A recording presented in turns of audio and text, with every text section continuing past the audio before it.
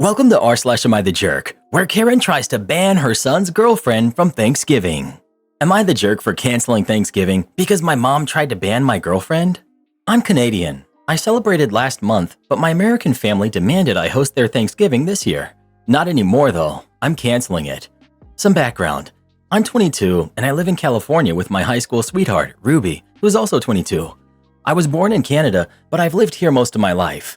We flew home last month and had Thanksgiving with my grandparents. That's not really relevant to the story, but I'm just frustrated by this whole situation. Historically, my family doesn't like Ruby. They think she's harsh, mean, and opinionated. Those are actually the things I love about her. But regardless, we were supposed to host Thanksgiving this year. I wasn't very excited about it, and neither was Ruby. But as we've gotten older and more serious, she started to crave my family's validation, so she wanted to try. I'll call her Ruby for privacy. It all started when my mom asked if Ruby would be at dinner. I said, obviously, where else would she go? Apparently, my mom had told everyone that Ruby would be with her family this Thanksgiving and that they wouldn't have to worry about her. That wasn't the plan at all. Ruby isn't going anywhere. She never said she would. My mom demanded that I call her. We argued for over an hour. I know Ruby overheard, and since then, she's told me that she was scared this would happen. It feels like 6 years of grievances came to a head, and I decided I didn't want to deal with it anymore. So I canceled Thanksgiving and told my mom to find someone else to host, and we wouldn't be attending. I won't let Ruby get upset if I can help it. My mom called me selfish and said Ruby had brainwashed me, so I told her to go forget herself. A bit more context. We were supposed to host because Ruby inherited a nice house from her dad, probably the only decent thing he's ever done for her, and my parents want me to be more adult. But my parents don't like Ruby because of her attitude. They think that she's bad for me. They've always thought that. I think they never wanted me to start dating so young. Ruby hates them because of an incident where they called her an attention-seeking blank. She's never been able to trust adults because of her home life, and that situation made her never want to trust my parents. She's still bitter about it, and she's trying to work on it. She has mental health issues, and I'm really important to her. She sees my parents' behavior as them trying to ruin us. My parents just see her as the wrong girl for me. I hope that gives some context. You love that she's mean? Not OP, but many women are perceived as being mean for having very clear boundaries and not being doormats. Wondering if that's the case for Ruby, and he meant what others find mean, he likes, and probably thinks it signals strength. Agree. A woman being mean? They're usually bold and honest, and if asked a question, will not sugarcoat a bunch of BS. She won't let family and friends take advantage of her. She makes decisions and directs her own path. Then people call her mean. I've seen it 1,000 times. If a guy did it, he would be independent. A woman does it, and she's mean. Or she's just mean. Mean women do actually exist, whether you believe it or not. You're the jerk. You love that your wife is mean to your family and thought that a joint holiday would be a good idea? Not even his wife, just a long-term, harsh, mean, and opinionated girlfriend of 6 years. He says the family dislikes her, which, if it's the majority of the family, it may be time for some inward reflection. My boyfriend of 3 years abruptly dumped me via text because of someone else's Facebook. A few minutes ago, my boyfriend of 3 years dumped me via text. It really shocked me. His reasoning was that he found a Facebook profile he thought was mine. It's not, and he accused me of being a lying jerk who plays games. He ended things right then and there. This came completely out of left field. The last time we spoke, which wasn't even 2 hours ago, everything seemed fine. I'm a few hours away from my home right now because I was visiting my family for Father's Day. I've also been helping my dad, who's been struggling after a car accident left him disabled. It's really been hard on him, so I decided to spend the weekend with him. My boyfriend stayed behind because of work. My phone was on vibrate, and I woke up to it buzzing somewhat in my room. He had called twice in a row, which was unusual, so I tried calling him back. A part of me was worried something may have happened because he never calls back-to-back like that. When I called, he sent me straight to voicemail after one ring, and then I got a string of enraged texts. First was a picture of a profile of some woman who shares my name, and the rest was filled with anger saying I played him for a fool, and that he was done with my supposed games. The woman in the picture doesn't even look like me. She has black hair and blue eyes, while I have auburn hair and green eyes. I also have a beauty mark above my lip on the left side, and this woman has none. Despite how ridiculous this was, he blocked my number, Facebook, and everything else. I'm at a complete loss. This all happened so suddenly, and all I feel is anger and pain. I don't want my dad to hear me crying. He has enough on his plate to deal with. Background. My boyfriend cheated on me a few months into our relationship, but I didn't find out about it until a year later. I ended up forgiving him because he seemed genuinely remorseful and did everything he could to regain my trust. Now I can't help but wonder if he's done this because he's guilty of something again and wants an excuse, or if he just wanted to break up so he could cheat without it counting. Tomorrow is his birthday too. I wonder if he wants to be free for the day. Thinking about all of this makes me cry. I won't be taking him back. No way. He's living in my house and nothing is in his name. He can get out. Right now, I feel shattered because I invested so much time and emotion into this person. I forgave him when he cheated, and now he's pulling random Facebook profiles out of nowhere to break up with me and paint me as the bad one. What can I do to help myself? I'm really at a loss right now. Update. This morning, 6 other people and I went to my house, including my brothers and my lawyer uncle. My ex was sitting in his computer room playing League of Legends, completely unaware that I was home or that anyone had entered. I tapped him on the shoulder and asked him to turn off the game and pack his stuff. He shrugged my hand off and kept talking to his teammates, presumably on Skype or TeamSpeak. My patience for his nonsense was at its limit, so I unplugged the surge protector from the wall. He threw the headset that I had bought him and it bounced off his monitor. Then he stood up, screaming about how I had ruined his ranked game and messed up his stats or whatever he was fuming about. My brother stepped between us and told him he had 10 minutes to pack his stuff, and only his stuff, before he called the cops. We stepped out of the room and watched as he started packing. He tried to take my Ethernet cable, but I stopped him. A friend brought in a box, and we watched as he went through the house collecting the few things he owned, texting furiously the entire time. Later, I found out he was posting ugly things about me on Facebook, but I don't care. That's childish, and it rolls right off me. He tossed his clothes, sneakers, DVDs, and console games into the back seat of his beat-up 1995 Honda, then made a whole show of carrying out his computer. He cared more about his League of Legends stats and his computer than about me. He didn't make eye contact or speak to me, just radiated hostility. I can't understand how someone who supposedly loved me could suddenly act this way. My friend Jess recorded the whole process on her phone, just in case, which was pretty clever of her. Watching him go back and forth, I felt anger brewing beneath my calm exterior. A part of me wanted to throw an egg at his smug head, but I knew it wasn't worth it. He isn't worth any energy, positive or negative. The whole ordeal took about 15 minutes. We all stood on the lawn and watched as he drove away. My uncle gave me a big hug before leaving, and the rest of us ate pizza and watched TV. Even though it was uneventful, the experience was draining. It's easier when people are around to talk to, but when I'm alone, what he did keeps playing in my mind. I sprayed deodorizer on my couches and chairs and tossed all my bedding in a lame attempt to cleanse the space. Irrational, I know. Today I'm going to Bed Bath & Beyond to buy new bedding and treat myself.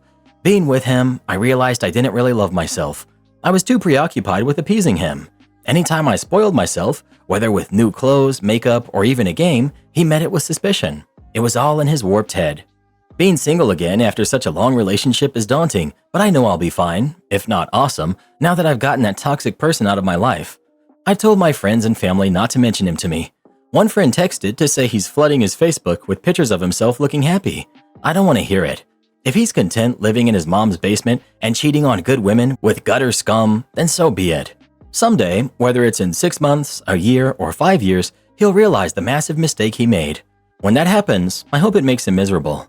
I'm going to change my locks despite already taking back his keys, and I'm adding extra security just in case. When he was a teenager, he vandalized houses of people he didn't like, and based on his behavior, I wouldn't put it past him to try something like that again. I'm also going to the doctor tomorrow to get tested just to be safe. I don't feel like anything's wrong, but I'm not taking any chances. This has been a life experience, to say the least. He hasn't ruined future relationships for me. In fact, he's done me a favor. My standards are higher now, and I value myself more. I know what to look out for, and I know I deserve better. Am I in the wrong for telling my ex-husband that our kids are justified in feeling like they don't have a father? Plus update. I'm 33 and I have 2 kids who are 12 and 8. I divorced their dad when I discovered he was cheating on me with a mom from our younger son's school group. Despite that betrayal, I agreed to share custody because I wanted my kids to grow up with their father in their lives. However, since the divorce, he's only been around when he's picking them up for visits. He often goes out with his stepkids, but rarely includes our kids, claiming those outings are spur of the moment and he can't always include them. Eventually, I stopped pushing, but I've always thought it was unfair that he keeps his distance from our kids' lives. Recently, I decided to upgrade my older son's computer, and he asked if we could give his old one to his cousin, my brother's son. My brother has been a huge support for my kids. He's always available to take them to their school events when I can't and often takes them out to the park or on trips when I'm busy. My ex, on the other hand, is rarely available for them. Anytime I ask him to help with an activity, he has an excuse. He's out of town or swamped with work. Ironically though, whenever his stepkids need something, he's there. Once, he even argued with his stepkid's father at a school event, insisting he had the right to be there. When my ex found out I gave the computer to my nephew, he got upset. He complained that if I had money to spare on a gift like that, I should have forgiven 2 months of child support he had missed, since his finances were tight with a new baby. He added that if I could give away a computer, I should have gifted it to either his kids or his stepkids, who shared just one computer among the three of them. I told him my finances were none of his business and that I owed nothing to his stepkids. Then his wife jumped into the conversation, accusing me of spoiling my son by giving him a new computer and of being petty for letting my son bring it to their house, claiming it was just to show off in front of his step-siblings. I told her she had no right to speak to me that way or question my decisions. I added that I allow my kids to see their father so they can grow up with him in their lives, not so she can interfere with how I parent. My ex was offended, but I told him this whole situation could have been avoided if his wife hadn't inserted herself where she doesn't belong. After that, things seemed to calm down until last week. I went to pick up the kids, and my ex was visibly upset. He explained that he had tried reading a bedtime story to our youngest. At home, he still likes to be read to before bed, usually by me, his brother, or my brother, and when none of us are around, he listens to audiobooks. Apparently, my ex wanted to make an effort to connect, so he offered to read to him, but our son turned him down, saying he didn't need him for that because he could do it himself. My ex stayed to listen as he searched for a story for 8-year-olds without a dad on his tablet, and it hit him hard. The next day, my ex offered to take our older son to basketball practice, but he replied that he'd be going with his dad. He quickly corrected himself and said, "Uncle." That made my ex even angrier, and when I came to pick up the kids, he confronted me about it. I told him that if our kids feel like they don't have a father, he has only himself to blame. He tried to shift the blame onto me, saying I was the one pushing him away from his role. I told him it's up to him to show up for our kids, not something I can do for him. I reminded him that he was the one who broke our family, and he's chosen to be more involved with his stepkids than his own kids. I told him not to kid himself. The kids are growing up, and they're starting to see the reality of who he is as a father. If he keeps this up, he can't expect much from them in the future. After that exchange, his mom called me. While she's always been polite to me, I felt the need to say that I would have appreciated this same concern from her when she supported her son's affair, knowing her grandkids were losing their father in the process. She hung up, and we haven't spoken since. My brother advised me that I had every right to express how I feel, but he suggested that maybe this discussion shouldn't have happened in front of the kids. Later, my ex texted me, saying that if I weren't so difficult, he'd spend more time with them. I told him his duty as a father doesn't depend on whether I'm easy or not, and he knows I've never prevented him from seeing them. The truth is, when he has to choose, he prefers outings with his stepkids over his own kids, and that's something that only he can change. Update. My ex sent me messages saying he wanted to resolve things, stop arguing, and talk to me. I agreed. He came to my house, and we didn't beat around the bush. We went straight to the point. He asked me if I really thought he was a bad father. I replied that, looking back now, I never would have chosen him to be the father of my kids. He said it wasn't easy for him, and I answered that it wasn't easy for me either, because I take on both his role and mine. He told me he couldn't leave his stepkids without a father because he had already broken their family. I replied that he had left his own kids without a father. He started crying and told me it was my fault, saying that when the infidelity happened, I refused to forgive him or go to couples therapy. I kept telling him things that, I admit, weren't kind, but none of them were lies. He asked me if, given his current state, I didn't feel sorry for him, and I said no.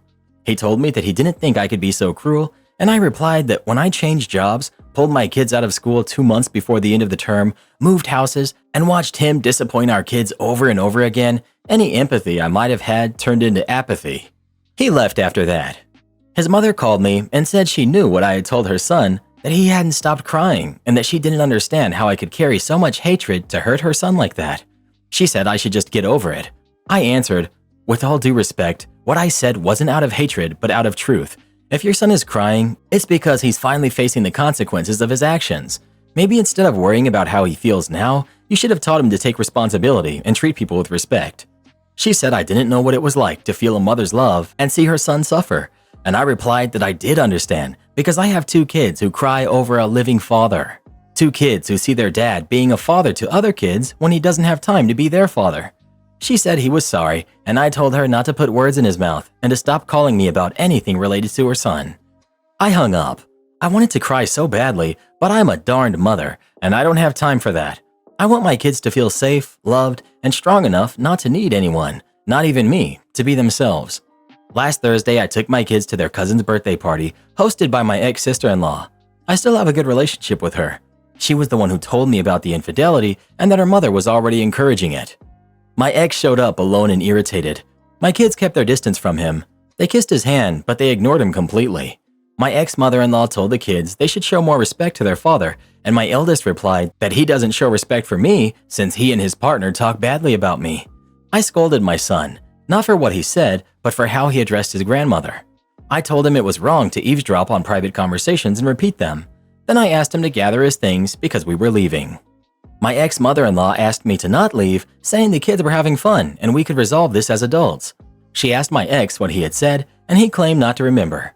I told her I didn't care, and she said we should be good parents. I replied that to be good parents, you need to be good people first. My ex was getting agitated. My ex-mother-in-law asked why we couldn't have a civilized co-parenting relationship. I told her everything I've mentioned here about his free will to see the kids, and how the second custody agreement isn't working since he only sees them some weekends. My ex didn't want to discuss it, saying he had too many kids at home. My ex-mother-in-law told him the only kids who should feel comfortable are his, and the comfort of the others should be provided by their biological father. My ex wanted to end the conversation because his mother was scolding him for being a careless father. He also said it was my fault. I asked him to clarify how it was my fault. You can see the kids whenever you want. What more do you want? He started yelling, claiming I was only being petty because I didn't really need the money since I earned more than him and I had fewer kids to feed. I told him I wouldn't continue the conversation and that I'd show him what being uncivilized looks like by filing for the overdue child support payments. His mother asked what I meant by overdue payments. I explained that he was 3 months behind. She was furious and demanded to know what he had done with the money for his kids. He answered, "I couldn't let JR miss out on attending the same school as my son. I didn't want him to feel inferior." My ex-mother-in-law couldn't believe it, and they started arguing. I left. Yesterday, my ex-mother-in-law came over and said she would pay the overdue fees. She brought the money in cash. I know my ex would be furious. My ex-mother-in-law doesn't work, doesn't own anything herself, and lives with my ex-sister-in-law. However, she does have significant savings from her inheritance. If she pays the tuition, my ex knows there won't be much left for him when she passes, even though she's still healthy. He's been asking her for years to invest some of that money in his business ideas, but she's always refused. My ex's retaliation was not picking up the kids this weekend. And before anyone asks, the new custody agreement will likely take a year to finalize. The court says the overdue payments are the priority and the rest can wait. They say they have more urgent cases. My husband ruins all occasions and events by sulking. I really love my husband. He does so much for me and is an all-around great guy. Sure, we have a few issues, but we're mostly working through them, and that's all right. However, one issue feels like an almost deal breaker for me. When he gets upset, he gets really upset, and it often happens before important events or date nights. That ruins the event for both of us. That's not to say that I don't fight with him before events too. Sometimes I get annoyed and point out something that's bothering me. He'll either apologize or explain his side. At that point, I consciously decide to either resolve the issue or set it aside so we can enjoy the event and deal with the problem later. But when it's the other way around and he's the one who gets upset, he doesn't let it go. He stews in his anger and it feels like he drags that mood through the entire event. He sulks, which ruins my mood and the experience. For example, yesterday, I had tickets to a comedy show that we were supposed to go to together. I planned to meet him in the venue after having drinks with a friend. Unfortunately, I got stuck in traffic and pouring rain and arrived half an hour late. I had genuinely tried to plan enough buffer time, but it didn't work out. I called him and asked him to wait comfortably in the car and even sent him a screenshot of the tickets in case he wanted to go inside before I got there. He told me the staff wouldn't accept the screenshot and needed to see it on my phone. By the time I arrived, he was fuming. I apologized profusely, showed the staff the same screenshots, and they accepted it, and we went in. But he sulked through the whole show.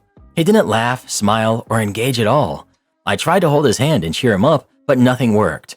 Eventually, we canceled the dinner date we had planned afterward and just went home. When we discussed it later, he said he was upset because he had been bitten by mosquitoes while waiting outside and wasn't let in with the screenshot. However, we were let in with that same screenshot when I arrived, so it didn't make sense to me. It felt like he allowed himself to get angrier than necessary.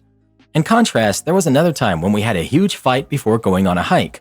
I cried a lot the night before, but decided to put my emotions aside the next day so we could have a good time, and we did. Once we got home, we talked it out and resolved the issue.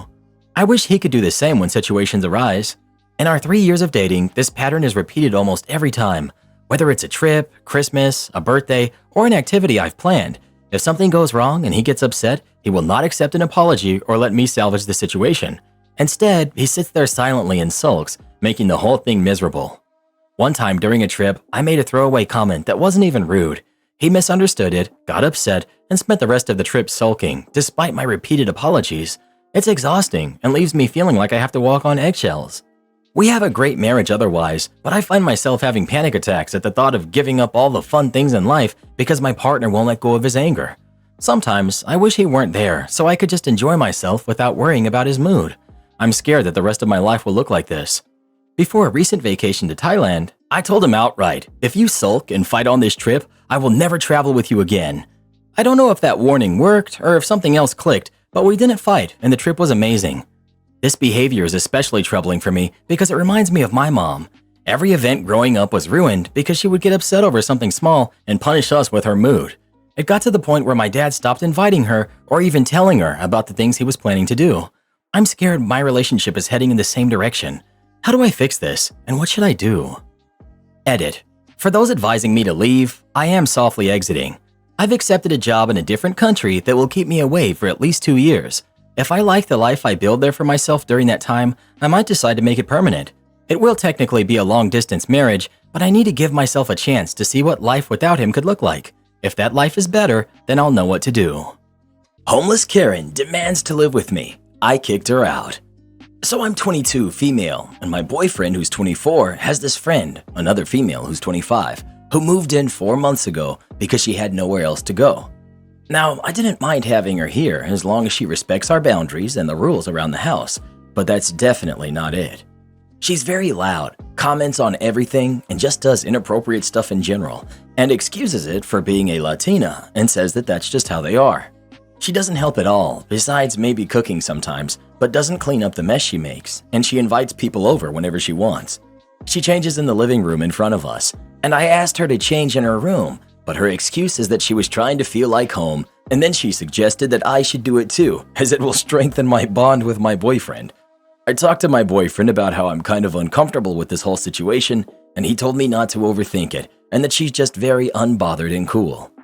She always interrupted our time together, and would sit between us during a movie, or take my space while I took a bathroom break, and she cuddles him in the most unfriendly way, and when I asked jokingly if she was trying to take my man, she would excuse it on her ethnicity and say that that's how they grew up, so I knew I had to ruin this Friday night they had for them. I went up to them and she was all over him as usual. I called my boyfriend, and when he was about to get up, she said how it was their favorite part and that he could leave later. I insisted, but she kept pulling him, so I went and pulled him to our room, discussed how what she's doing is really upsetting me and I no longer want her living with us, and he agreed I had the right, but that she has nowhere else to go and that I'll have to wait until she finds a job, which she's not even trying to get. While talking, she came up and tried to open the door, which was locked, so she started knocking and we just ignored her until it got louder and he asked her to leave, but she got even louder and then started saying that I ruined their only time that she gets to spend with him, which obviously is not the case.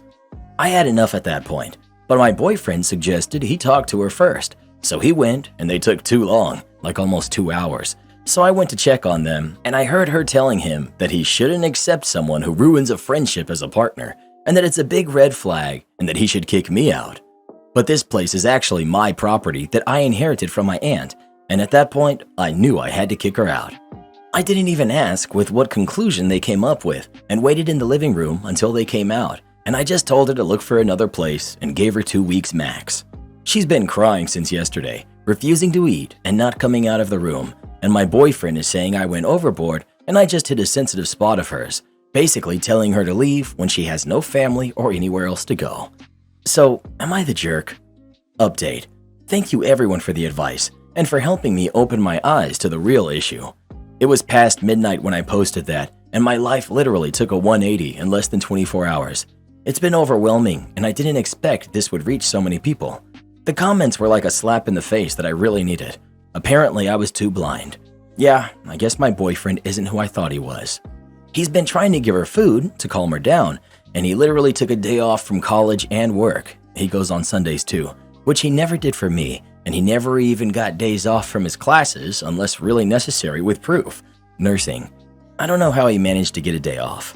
I really wanted to make sure it was what it looks like before deciding my next move. I prepared lunch way before time and asked him if he was around for lunch, and his response? "I'm trying to get her to have breakfast, and you're talking about lunch. You're becoming unrecognizable." Yeah, I didn't know where to reply, so I just asked again, but he said we can have lunch together if she's willing to join us, as it's rude for us to eat without her. At this point, I felt like crap, to be honest, and asked him why she was so important that he canceled all of his plans just to support her emotionally, which he never did when I went through things myself, but he just left like that. I invited my guy friend over, which he doesn't like, and I explained to him our situation and just asked him to be comfortable. I didn't want to do the cuddling stuff like them because we didn't break up yet at that point, and it was weird anyways because we don't usually. My boyfriend never realized someone was over until he came to take food and he saw us having lunch together, and he just gave me a look, said hi, and was going to take some for themselves until he realized it was a creamy rice casserole, which his friend doesn't like, and yeah, I did that on purpose, and chicken roast with some sides, and he literally glared at me and said, "You know she doesn't eat that." And I just replied, "Well, it's not her who I made this for." And then he threw the plate, started shouting, asking what was wrong with me, and that he wished he never dated me. It was so scary, my friend got involved. They got aggressive, and I just asked him to leave with his other girlfriend, which he replied with, "Oh, so you're replacing me that fast?" But I told him that he was the one who had replaced me a long time ago, but I was too dumb to realize. He actually moved in fully when his friend came, and colleges here do provide dorms, but of course it's not like she can live with him, and I couldn't care less anymore. Also, no legal action is required for someone you haven't signed papers with where I live. They were just guests. I packed his things for him, which aren't a lot, and left it by the front door. He came crying and apologizing and acknowledging that what he did was wrong and some other BS I didn't want to hear because the damage was already done. My friend was of great support, and he dealt with everything else as I cried my eyes out in my room. And that sums up how I went through my first heartbreak, and it was my first relationship, and I did love him, but I guess I can watch, eat, and do anything now without catering to anyone's needs. I'm changing the locks tomorrow morning, and we're ordering fried chicken, apparently a proven heartbreak remedy by my friend. And although her excuse was bringing up her race, I know better than that. Thank you all for the support. Not the jerk, but you don't have a homeless friend problem. You've got a boyfriend problem. Well, what would you do in this situation? Would you kick out the Karen and your boyfriend or not? Please let us know.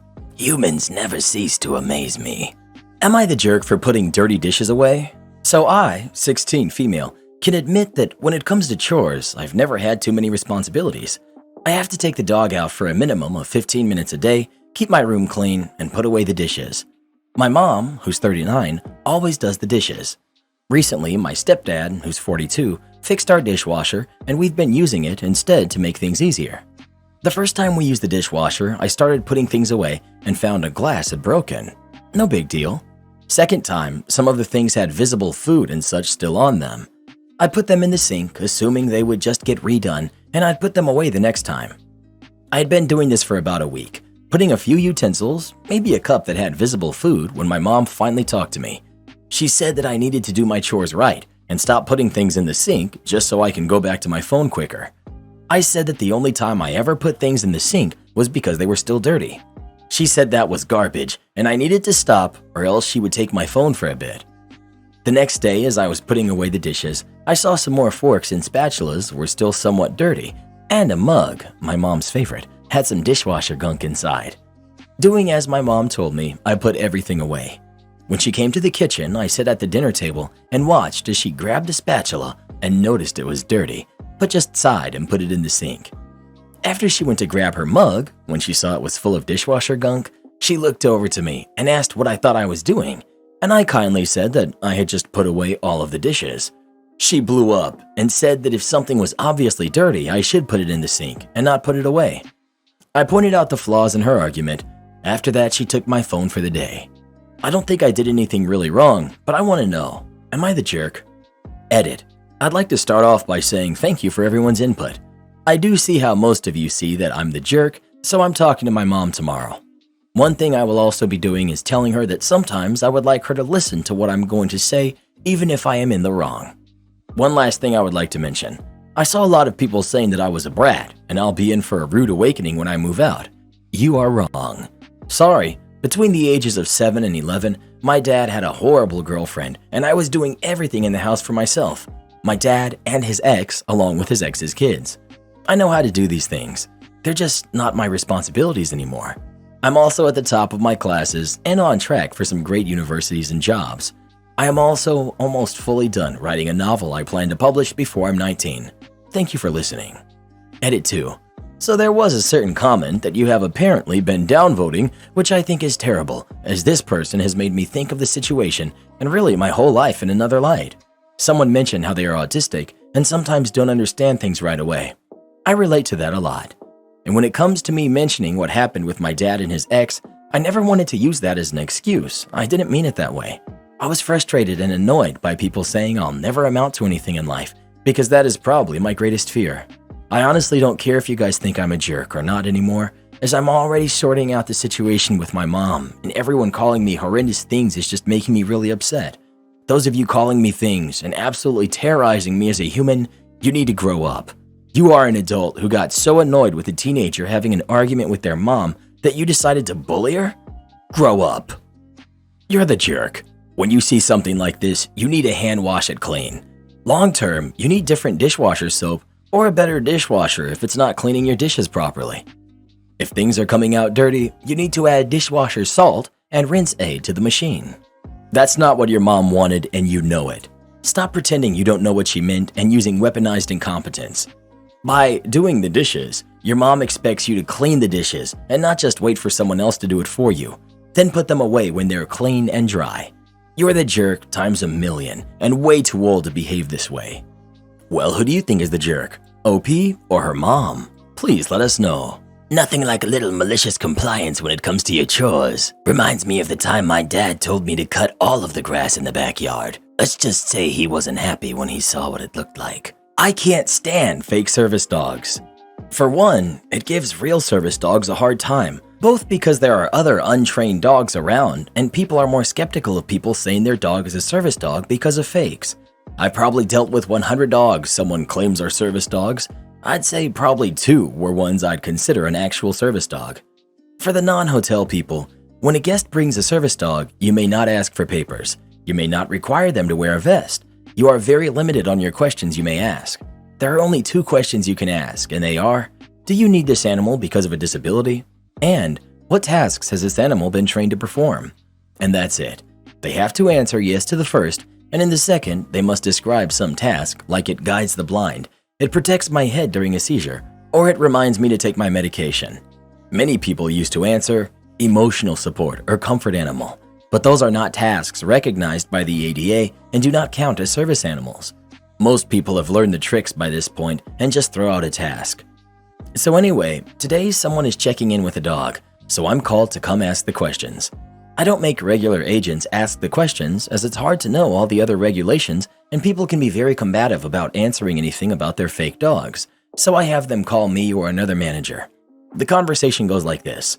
Me. Do you need this animal because of a disability? Hesitation. Guest. A disability? Yes, I guess. Me. Okay. What tasks has it been trained to perform? Guest. Well, I called and they said service animals are fine. Me. Yes, we allow service animals, and the ADA has guidelines for verifying them, and one is to identify the task the animal has been trained to perform. Guest. Well, we have a card and paperwork. Me. Sir, I don't need that, and am in fact not allowed to ask for a license and paperwork. I just need to know the task the animal has been trained to perform. I'd rather not say. We don't like to talk about it. Me. Okay, but without a task, I have to charge a $250 pet fee. But it's a service animal. Me. Okay, what task has it been trained to perform? But we have a card. We don't have to answer that. Me. Okay, Does the card tell me what task it's trained to perform? I don't know. Okay, let me see. But to be clear, I'm not requiring a license. I just need to know the task. Guest hands me their little card you can order online for anyone. I look at the card, and clearly written on the card is, hotels may not ask for proof and may only ask 2 questions. Is this animal for a disability, and what task is it trained to perform? Me. Sir, the card clearly says you are required to let me know the task the animal has been trained to perform. Guest. Well, I forget what the task is called. At this point, I'm beyond over it. Frankly, I never really care if it's fake. We're always allowed to charge for damage, and we can evict disruptive dogs too. All I want is for them to say yes and give me whatever task they Googled is acceptable, so I can put it in the notes to cover myself in case there are issues. Me. Well, let's do this. Go to your room and look up the task, and let me know in an hour. Basically hinting to go Google something so I can add notes. Guest huffs, but accepts, and I finish their check-in. He returns 30 minutes later, and I'm called up front. Me. Okay, sir. What tasks has his animal been trained to perform? Guest. Well, I have bipolar and… Me. Sir, stop. I don't need to know anything about your medical condition. I just need to know the task the animal performs. Guest. Well, I have a disorder and… Me. Sir, again, I don't need to know your condition, just the task. Well, can you just put comfort animal? At this point, I don't even care. They're only a one-night stay. Me. Okay, sir. Please remember the animal may not be left unattended in the room, and if there are damages, we will charge the card. He huffs off, and I just throw in alerts of seizures in the notes. The next day, they checked out, and of course had left the dog unattended during dinner, and it went to the bathroom in the room. It was very satisfying to charge $750 to that credit card for carpet cleaning and putting the room out of service for a day. Can't wait to see that disputed charge. Triple checked I had signature on file, and we got a credit card chip read, so we will always win those. But boy, I really can't stand fake service dogs. At least have the courtesy to Google the questions and have your fake answers ready instead of wasting my time. Car dealer tells me I should go to a competing dealer. Okay, I will. This took place 8 years ago when I was buying my first new car, not just a new-to-me car. I spent a good amount of time researching the options available, both in terms of other models from other manufacturers and option packages on the car in which I was most interested, so I knew exactly what I wanted coming in the door. In 2014, car dealer websites hadn't quite gotten to the level of borderline bait-and-switch trickery you see these days, so if a dealer's website said they had a particular car on the lot at a particular price, they almost certainly did. There were several in the region that matched what I was looking for, one specifically at my existing dealership. This wasn't a smaller dealership, it was one of the largest in the Northern Virginia area for this particular brand. I had had a reasonably good experience with their service department overall and figured I'd give their sales department a chance to shine. This was my first mistake. I showed up on a Wednesday after work. It was early June, so with the mercury being in the upper 90s, I was dressed in a comfortable but still very presentable combination of a polo shirt and khaki shorts. When I entered the sales side of the dealership, I could see what appeared to be all the salespeople in a conference room laughing and joking while taking scissors to the tie of one of the men present. Later I found out that was a rite of passage after making your first sale. I waited around for a minute or two as the conference room had glass walls and it would be impossible not to notice me as I'm not exactly a small fellow at 6'6". When no one came out to greet me, I went up to the receptionist desk and said, "Hi, I'm interested in this model of the car, and there's one in stock here that I'd like to see." Her response, without even looking up from her phone, was, "Okay." I stood there for another 20 seconds or so and then politely asked, "Would someone be able to show me that car?" This finally prompted her to look up from her phone. She looked me up and down, scoffed a bit, and said she'd go and get someone. I was willing to give them the benefit of the doubt, hoping that things would turn around. That was my second mistake. The receptionist came back with what looked like the youngest, most wet behind the ears salesperson she could find, as evidently I wasn't worth the time of the more experienced folks. I explained that I was interested in a car that their website said they had in stock and provided him with the printout, showing the stock number, the price, all the other pertinent details. It took him a while to find the car on the lot, but after a brief test drive, I knew it was what I wanted and began the sales process. I had a trade-in, which had been primarily serviced by them, and for which I already had a written offer from CarMax, so I knew how much I should receive for it. He quoted me just over half of that figure. When I pointed out that I could get several thousand more by taking it to the CarMax just up the road and had a written offer from them for that specific amount, he went and got his sales manager, who offered to drive me there and pick me up afterwards, but that they wouldn't match what CarMax offered. I was a bit surprised that they didn't want a nice used car to sell for themselves. 6 years old, top of the line, reasonable mileage, and serviced by them personally. But again, cut them more slack than they deserved. When we got to price, things really fell apart. He quoted me a price that was several $1,000s higher than what they displayed on their website. When I showed him the printout again with the noticeably lower price, he looked to the sales manager for guidance. The sales manager immediately took the line that said, "The price listed includes all available rebates and special offers, as you may not qualify for all of them." I was now frustrated and showed them printouts from the other dealers in the area that had a similar price shown, and said that if they weren't willing to honor the price listed on their website, I'd just go to the next closest dealer that had that model in stock at that price. His response sealed the deal for me. Go ahead, waste your time and go to the other dealership. We won't hold it against you when you come back here. I told him, "Okay, thank you for your time. I'll go to the competing dealership." And I got up to leave. No one stopped me, and the receptionist said nothing as I walked past her out to the parking lot to drive to the other dealership. When I got to the competing dealership, it was already around 8 p.m. as I had spent a fair amount of time at the first dealership, and Northern Virginia traffic has never been known for being reasonable. I had a salesperson approach me immediately upon entering the dealership, and I explained, "I've just come from the first dealership, and I want to buy this particular model of this car. Both of you have that car in stock with the options I want. They wouldn't give it to me at the price shown on their website. If you will, I'm ready to sign on the dotted line right now." The salesperson immediately took me to his office, verified that they had the car, and confirmed that yes, the price on their website was accurate and I could walk out the door with that price. We started the process, and when we got to the trade-in, I further explained how the other dealership tried to lowball me on the trade. He said if I could produce a written offer from CarMax for the price I mentioned, they would match it. I gave him that paperwork, and without any further discussion, he agreed that they would match that, and we moved on to financing. I hadn't gotten this far with the other dealer, but I had already lined up financing through my credit union. He asked if I'd be willing to see if his F&I guy could match or beat that figure. I agreed to let him try, and he came back with a rate that was 50 base points lower. Needless to say, I was already very happy with these people, but that definitely sealed the deal. Right as I was finishing the paperwork, the salesperson from the first dealer texted me to ask if they would give me that car at that price. I responded back that they would, and I was finishing up the paperwork at that very moment. He immediately tried to call me, then texted me saying he'd give it to me for $500 less. I responded to his text, stating that I had already signed the paperwork and he had lost the sale. Once the paperwork was complete, the exceptionally pleasant and helpful salesperson at my new dealership spent an additional half hour after the dealership had closed for the night running me through some of the features of the car and showing me how the infotainment system worked. This was completely above and beyond what I expected, as I thought I'd just be reading the 300-page user manual to figure it out on my own. I drove home that night with my shiny new car, a very happy camper. The next day, I decided to rub a little salt in the wounds of the first dealership, so I drove there straight from the office. For context, I work in the banking industry, and at that point, it was still very much business formal dress.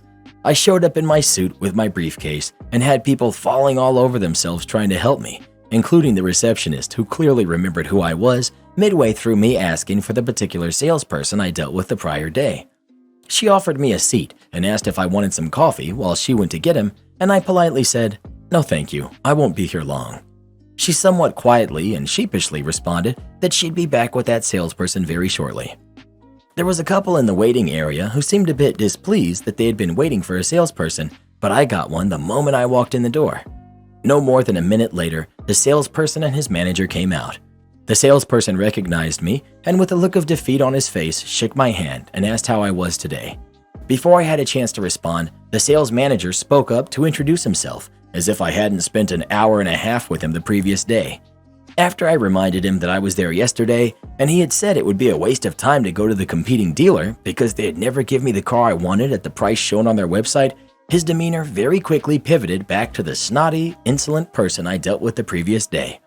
He proceeded to ask, "Well, did they?" with a bit of sneer. I said nothing, but turned to the side and clicked the remote for my new car so the horn would give a few chirps. He said, Good for you. in a rather curt tone and walked away, leaving the poor salesperson on his own. I shook that salesperson's hand, thanked him for his time, and turned around to leave. The receptionist spoke up as I walked past her and asked in a rather chipper voice if I needed any further assistance. I politely responded that no, the other dealership had provided me exactly what I needed and I was all set. To make things just that little bit better, as I passed the couple sitting in the waiting area, I saw them exchange looks with each other that seemed to say, perhaps we should go to the other dealer. I said nothing further and walked out of the building wearing the smile of a winner. Make that machine go faster. I work as a medical laboratory scientist in a fairly large 600-bed regional hospital. I'm the one that runs all the tests your doctor orders on your blood and other body fluids. Our testing areas, or benches, in the lab are chemistry, hematology, coagulation, urinalysis, blood bank, and microbiology, each of which has several analyzers, machines ranging from the size of a microwave to the size of a hippo, used for testing different things. I work nights, so it's just a skeleton crew in the lab. 2 of us MLS lab techs, 1 lab assistant, and 2 phlebotomists who double as specimen processors. As you can imagine, things get pretty busy with those many benches to cover for that many patients, and just the 2 of us to cover them. Between level 1 traumas being flown in from all over the western half of our state and the eastern half of our neighboring state, heart attacks, surgeries, ODs, sepsis, meningitis, cancer, etc., it's hard to keep up. Additionally, much of the testing takes upwards of 15 to 20 minutes or more to run on the analyzer, depending on the test, and some a lot longer than that. Most of the nurses and doctors understand our constraints, and while we do get the occasional call asking when results will be ready, they mostly leave us alone. Well, last night I had a doctor calling for the results on a hepatitis panel. Those are not usually considered stat tests, but this one was ordered as such, so I got it running right away. But the panel takes a long time to run, anywhere from 45 minutes to an hour and 45 minutes, depending on if it's reactive and reflexes to further testing. The doctor called me after I'd only had it on the analyzer for 15 minutes. I informed him it would be at least another half hour, maybe as much as an hour and a half longer, and he told me that was ridiculous and said that it had never taken that long before. I said I was sorry, but that was the only estimate I had to give him. 35 minutes later, the doctor walked into the lab. For those who don't know, this is an extremely rare occurrence. We see nurses and CNAs all the time, but doctors are too busy to ever come down themselves unless it's a dire situation. Me. Hi, how can I help you? Doctor. Are you the one I talked to on the phone earlier? Is my hepatitis ready yet? I'm not seeing it in the chart. Me. Let me check. No, it looks like it's still running. The current estimate is another 30 minutes, and I'll be sure to release the details to the patient's chart as soon as it's finished. Doctor. 30 more minutes? That's insane. You told me 30 minutes on the phone 35 minutes ago. Me. I told you at least 30 minutes, and I said that it could be as much longer as an hour and a half. 30 more minutes is actually right in the middle of my original estimate. Doctor. This is totally unacceptable. You need to do something to make that machine go faster. I had about reached my limit with this guy, so at that point I turned around and walked the few steps over to the analyzer in question, leaned in close to where I could hear the machinery buzzing along, and yelled, "Go faster!" as loud as I could. When I turned back to the doctor, I noticed his face was an odd shape of purple as he turned around and stomped out of the lab without another word. He could write me up for unprofessionalism, but not without revealing himself to be a total jerk in the process. So I think I'm safe. Guest gets removed by the police, tries to get a refund. Last night we had some idiots staying with us. They had originally checked in Saturday night, and we really shouldn't have let them stay Sunday because they came to extend stinking to high heavens of things they shouldn't have been doing in their room, which was non-smoking. But we were already overwhelmed, so the owner decided we'd let them stay. Late last night, someone came in asking for a key to one of their 2 rooms, and the someone's name was not on either of the rooms. The NA apologized and said that she couldn't provide them with a key as their name was not on the room. They got argumentative with her and said the person who rented the room was at the club and unable to come provide her ID. They went back and forth, getting more irate with the NA, while she started to get overwhelmed and started shaking. She's still working on becoming numb like the rest of us. Finally, the girl who rented the rooms came in asking for a key, apparently not having been at the club. She also started being rude towards the NA, who ultimately called the police to have them removed. This morning, when I came in for my shift, the NA relayed all this to me and also expressed worry that the people knew her name because someone clearly disguising their voice called about an hour after the police left and asked her some questions. Today, when housekeeping went to check the rooms, they found that they had been heavily smoked in. There were ashes and burnt wrappers and such all over the place. We tried to charge the card on file for the rest of the smoking fee, not covered by the deposits, but as expected, they were broke losers. This all in and of itself would not have warranted a post in my opinion. I've been in the business going on 8 years, and I'm used to this stupidity. Then about 20 minutes ago, a new chapter was added to the story. I get a call asking for the manager, and the caller was in luck as I happen to be the manager on duty. She asked if we have an employee whose name was Stephanie, which we don't, and I told her this. She then asked if we have any employees whose names start with an S, which also we don't. She gives up and tells me she needs to make a complaint about the girl working last night. In fairness, her name does start with an S sound, but I wasn't about to tell the caller this having realized it was the jerks from the night before. But I politely let them give me their version of events, knowing full well it's a lie. I know better than to stop an opponent from making a mistake. Their tall tale included the friends being refused access to their room, the night audit being extremely rude, and the cops being called for no reason. I already knew the night audit hadn't been rude to them. I watched the security footage from the event, and also the night audit doesn't have a mean bone in her body. I don't think she could have been rude if she tried. Anyway, the caller informed me that she wanted at least half her money back because of what happened. I informed her that she would get nothing back as I had reviewed the footage and knew exactly what had happened, and furthermore, both rooms had been heavily smoked in. They told me they thought the rooms were smoking rooms because they smelled like smoke at check-in, but she also claimed that they called the desk to let them know the room smelled like smoke, which I don't know why you'd do that if you thought it was a smoking room. I told them no, all of our rooms are non-smoking, and the paper they signed at check-in says as such. Plus, even if it smelled like smoke, there were ashes and wrappers all over. At that point, she realized she had lost and informed me she and her friends wouldn't be coming back. I don't know why she thought threatening me with a good time would mean anything, and I wish I said, I don't know why you think we'd want you back here. But instead, I just said, you wouldn't be welcome back. She hung up, and me and the owner laughed about how dumb they were, and we all, the staff at least, lived happily ever after. Until the next guest comes in. Am I the jerk for telling my wife to stop acting like a brat? My mom got married recently. My mom really isn't big into taking pictures. She thinks only ugly or insecure people care about them, but that's a whole nother issue. Though there was a photographer. My mom wanted a picture with her kids, just her kids and not our partners. My wife felt that was rude and asked if there would be a family picture. My mom said no, as she only wants a couple pictures and thinks taking them is a waste of time. I didn't think much of it. I mean, we are her kids. Why can't she want one picture with just us? My wife said that it was bad etiquette. Couples are a package deal and asked me not to take the picture. My mom said fine. She didn't want any pictures with anyone but the groom. I asked why we couldn't just take a family picture and include our partners. My mom said she didn't want us to, as my wife was being difficult and she doesn't believe marriage is about family anyway, especially a second marriage when she doesn't like his kids and he doesn't like mine. She told us to just go away and let her take a few pictures with him.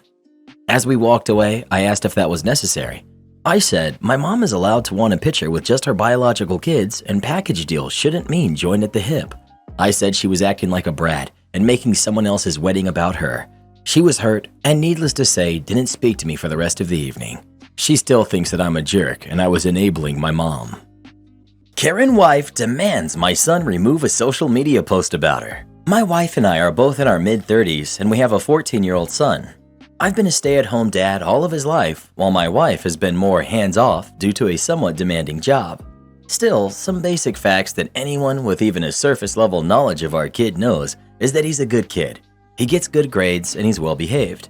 He's maybe a little spoiled, but aren't they all? My point is, I've rarely had to step in and deliver any real punishments thanks to open and consistent dialogue between the two of us. I have a longtime friend who plays in a decently popular local band. He's a father figure to my son, and they also have a very close bond thanks to similar interests. My son has always been the artsy type, and he's so excited when my friend comes over because it means he can show him the latest guitar he's added to his collection or a new riff that he's learned. During my friend's recent visit, he mentioned going on tour soon, and my son was intrigued. After pressing for details, he came to me later and asked if he could go with them on his fall break. He had plenty of promises at the ready, that he would listen to whatever friend said, that he would be on his best behavior, that he would never ask for anything ever again.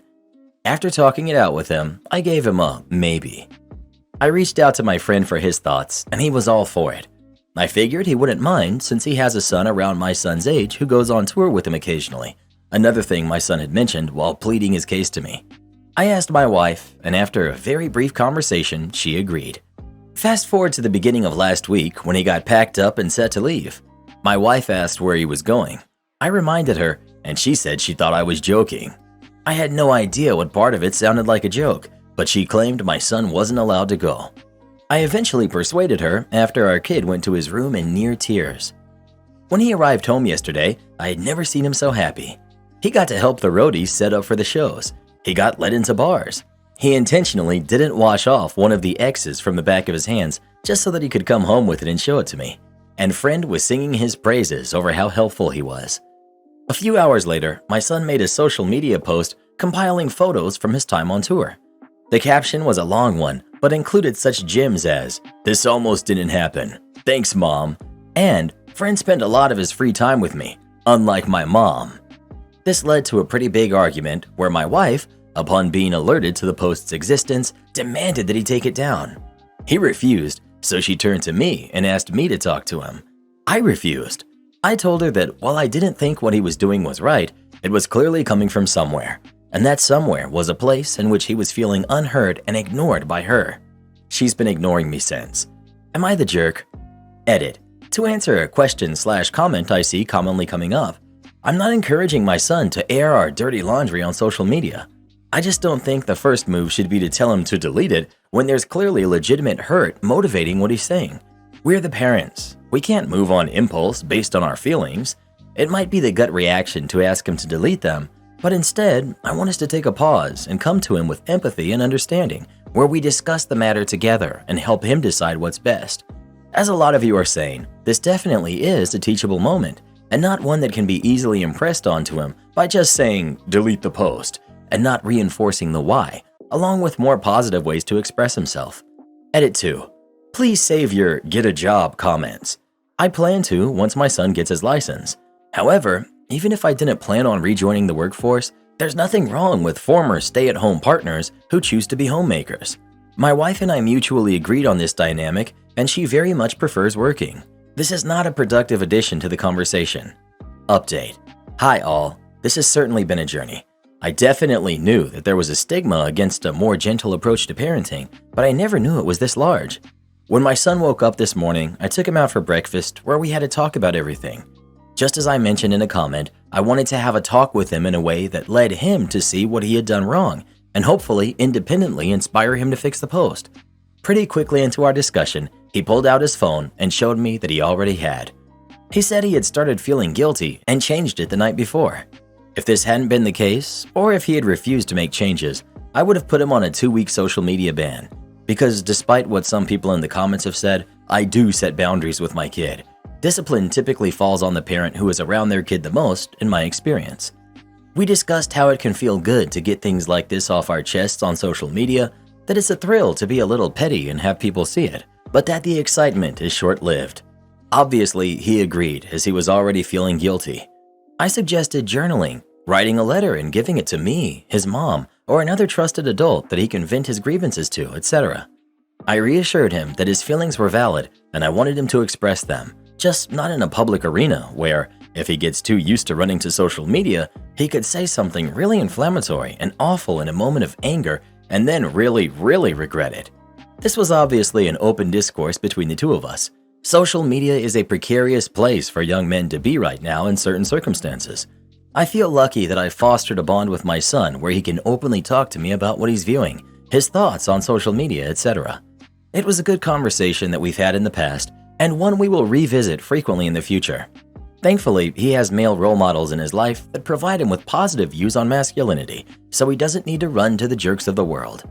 Finally, the conversation turned to his relationship with his mom. This part feels incredibly personal, and despite this being an anonymous platform, I'd prefer to keep the nuances of my son's inner emotions regarding feeling ignored to myself. But I can tell you we've decided to have a family meeting before dinner tonight to discuss solutions, like family therapy. I'm committed to helping foster a connection between them in whatever way I can. I think that this best can be done with the help of a therapist or a mediator. My own relationship with my wife and what that will look like in the future needs some fixing as well. Most of all, I want us to be strong co-parents. And quick side note, because I saw it coming up frequently, he wasn't exposed to anything he shouldn't have seen in the bars. He hung out with the other roadies, drank mocktails, but a majority of the time, he was by the soundboard. He's very, very interested in that as a future career path, and this just ignited an even deeper love for live music. I appreciate the concern, but I'm not letting my 14-year-old do more than maybe have a sip of my wine at dinner because he wanted to taste it. Thank you for everyone who engaged me in a polite manner. I definitely agree I was the jerk in some aspects here. I could have acted sooner and rectified the situation last night. I need to work on communication with my wife. I need to do more in supporting her connection with our kid. The advice was appreciated. I'm opening to answering any more questions in the comments. Call me crazy, but I think OP sounds like a really good dad. But you know, the people on Reddit are probably going to tear him a new one. Let's see what they thought about him. Of course your wife is ignoring you. You're supporting your son publicly disrespecting your wife because of a simple misunderstanding between you two about the tour. Your son is 14. Yes, there will be plenty of times where he's upset with either of you and will want to vent. But you just told him it's okay to passively aggressively post those emotional and hurtful words publicly. You just supported him in hurting your wife instead of teaching your son to handle those emotions in a healthy and respectful way.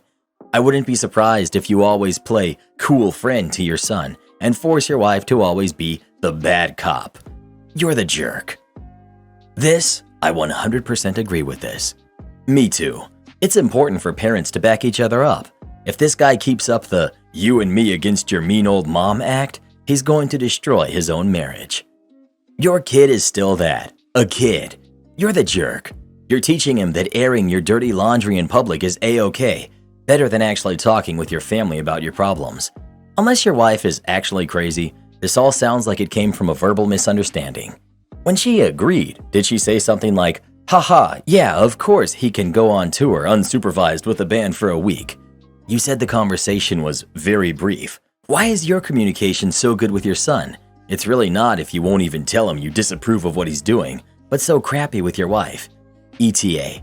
A lot of your replies keep showing how much time you spend with your friend parenting your son.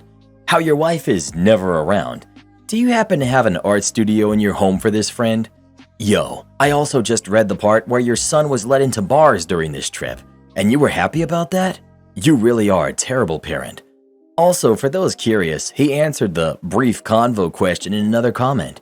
He said to his wife that the tour lined up with their son's fall break and he wanted to go. She responded literally, sounds doable, and that was the last time they spoke about it.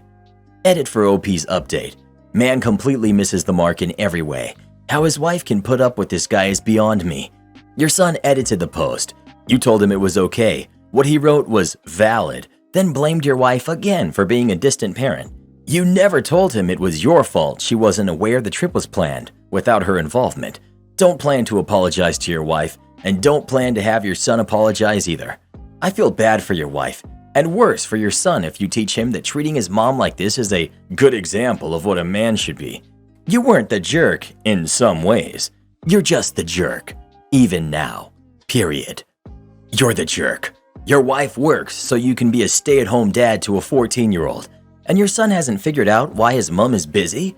You're clearly failing them both, teaching your son to be spoiled and to only respect what you have to say, and showing your wife you're only using her to fund your lifestyle and her thoughts and feelings are meaningless because she's too busy funding said lifestyle. You have the time and pull to teach your son right from wrong, and it only matters when it comes to you. Your wife has trusted you to not only be a great dad, but to be a great partner by being the one to work, and you failed to do that. Your son should know better than to disrespect his mother in such a public way and get enjoyment from hurting her feelings. She could communicate more, but you and your son are both being inconsiderate about how her time is used, and that's your fault for raising him to value you over her. Well, who do you think is the jerk? OP or his wife? Please let us know. I guess it really is a good thing we don't have any kids because I think OP sounds like a great dad. My girlfriend didn't appreciate the concert I took her to. Earlier this year, I gifted my girlfriend, who's 33, female, tickets to a concert that she really wanted to go to that was this past Friday night. I'm 36, male, and not a fan of her music, nor the fact that this concert was in the city, but I wanted to make it a great gift. She was elated when I told her that I bought the VIP package, meet and greet, pitches with the bands, etc. Last week, my girlfriend began asking if we had to get to the venue early. Being the thorough, detailed person that she is, I assured her that I would check. Instead, I was too busy with work. Honestly, it was getting a bit annoying that almost every few days she would ask, so I told her I didn't see anything while deleting a bunch of emails from the venue for concerts I don't even care about. On Friday afternoon, she told me that she had tried looking things up and was only finding that the doors opened at 7. With that, I picked her up at 6 and we arrived at the venue for 7. Once inside, she showed security our tickets and asked about the meet and greet. The bouncer informed us that the VIP was at 6. I froze. Now my girlfriend turns to me, asking if I received any kind of emails. The tickets were in my name. I told her that I deleted emails, and she seemed to understand. I actually really enjoyed the whole time, so once her band set ended, we decided to not stay for the last band. And this is where the trouble began.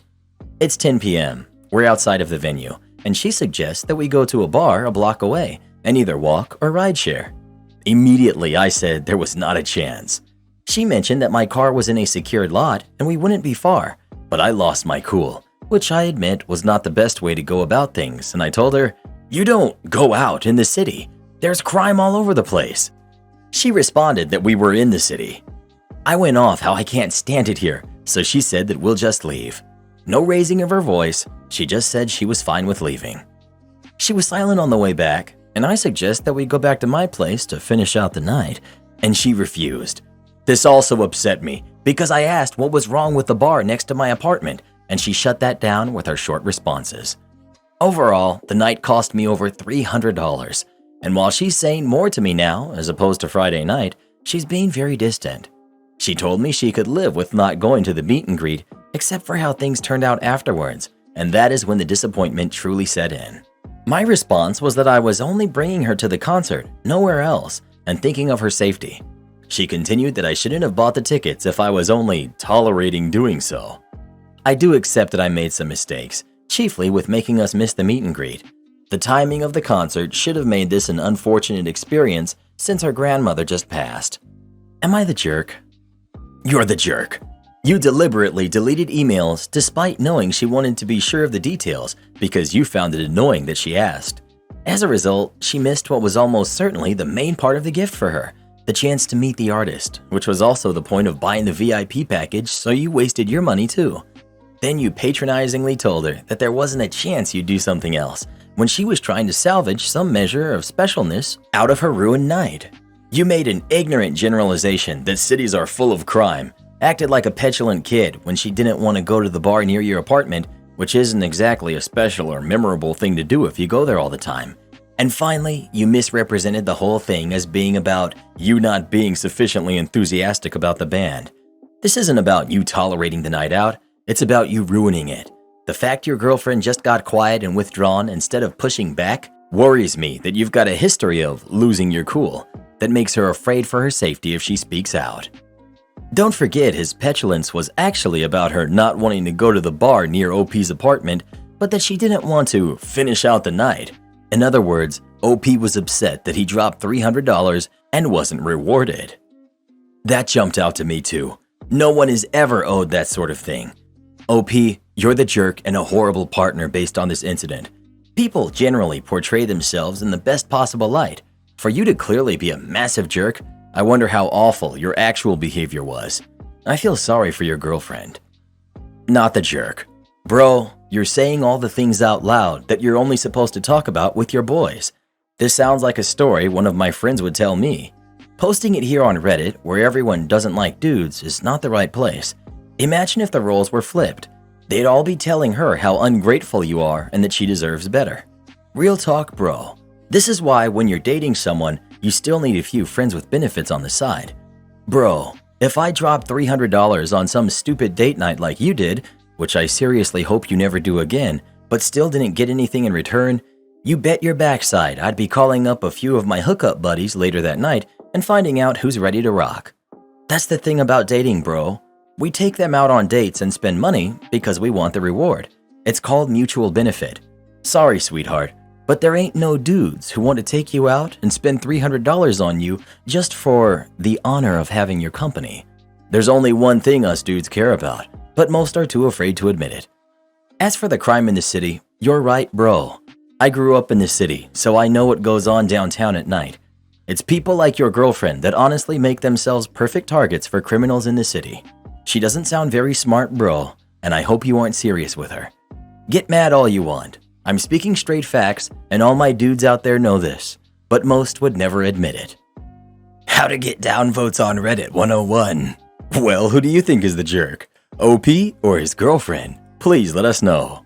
Hey Reddit boy, hurry up and finish these stories so we can finish out the night. You want updates? You got it. So one of my first IT jobs I worked for was the corporate headquarters of a Midwestern sandwich chain. My brother's best friend was the IT manager of this place and was given full reign to hire anyone he wanted. We had previously worked together in another place and he liked my work ethic, so he ended up asking if I'd take the job. Of course, I said yes, since I genuinely enjoyed working alongside this friend and I thought it would be cool to report to him. Anyway, a few months go by and everything's going well. I had met and enjoyed mostly everyone in the IT department. Then one day, the CEO congratulates me and welcomes a new CTO. This confused me as I thought that my friend's boss was the CTO, but I then was told that he was actually an interim CTO this whole time. So, being green and naive, I decided to take it upon myself to meet the new CTO. The conversation goes more or less like so. Me. Hi, my name is Jerry. I'm one of the help desk technicians here. It's a pleasure to meet you, and I look forward to working with you. I stick out my hand to shake hands with CTO. They blank stare at my hand, then back at me. Me. Yeah. So if you need anything or have any questions, I will do my best to help. CTO. So, just because I am a woman, I need help? And what exactly can a help desk help me with? Don't offer to help me unless I ask for it. Got it? My friend saw this and was honestly shocked. To this day, that entire exchange still haunts me. In any case, I moved on and ensured to try to stay out of the CTO's way. I decided I wanted to just do my job and work with my friend. The entire time I worked there, my friend had kept me in the loop with all his projects and his work so that I could hopefully be successful in the field. Then, one day when I get to the office, I'm informed that my friend was fired by a demand of the CTO since he was not meeting expectations, despite all the reports showing that his leadership and changes did in fact yield very high ratings for ticket closures and customer satisfaction. That same day, the CTO comes to the help desk room and walks up to me. She then says, "Hey, you worked alongside that manager, right? Well, I'm making you the interim manager since you know most everything he was working on." I felt like this was two slaps to the face. One being that she didn't refer to me by my name, and the other that she gives me my friend's job the same day he was fired. A few weeks go by, and I just experience going to meeting after meeting. I keep getting told that performance ratings and customer satisfaction is dropping. In particular, the biggest gripe that was reported was that work orders were not getting any updates for days on end, and that the requesters were beginning to feel that we were ignoring their issues. I tried to reply with a plan that I had to help alleviate this, but the CTO said, "We will make sure this is fixed," and would not let me speak. After all those meetings, the CTO sets up a meeting with myself, the Director of Infrastructure, we'll call him Matt, and the previous interim CTO, who we'll call Joe. CTO. Okay, how are we going to fix the problem with the work orders? Me. Well, I've got a plan that should help with this. See, what I need to do is canvass the tickets and see what… CTO. If I needed a plan, I would have asked for it. I want an answer, now! Me.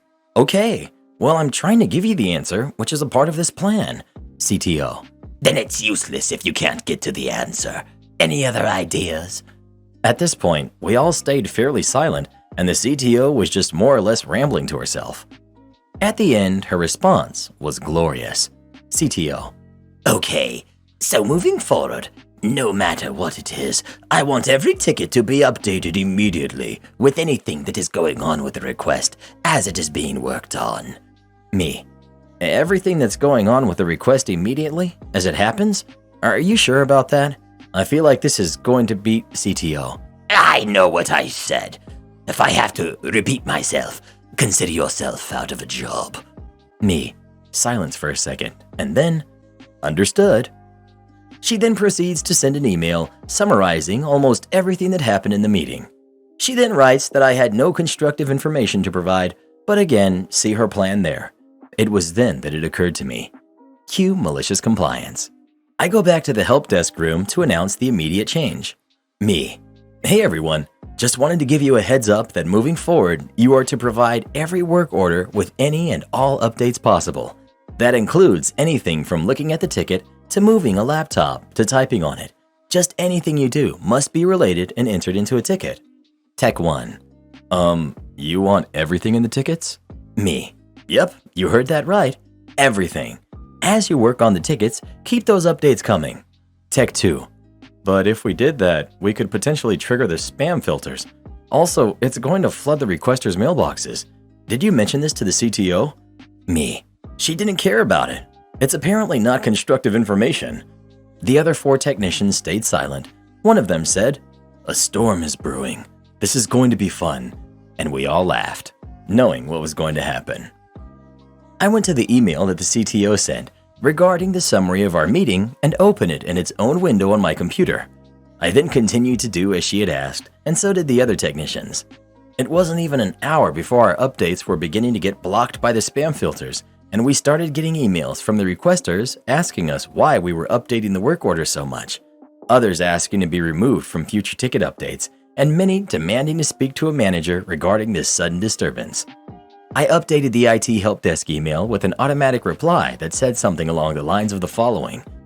Thank you for your message. If this is in regards to your ticket updates, rest assured that we have your best interest in mind. A new policy is in place to provide you with as much transparency to your IT requests. This is in hopes to provide a better customer service experience. Please rest assured that we are aware of the amount of tickets this may produce.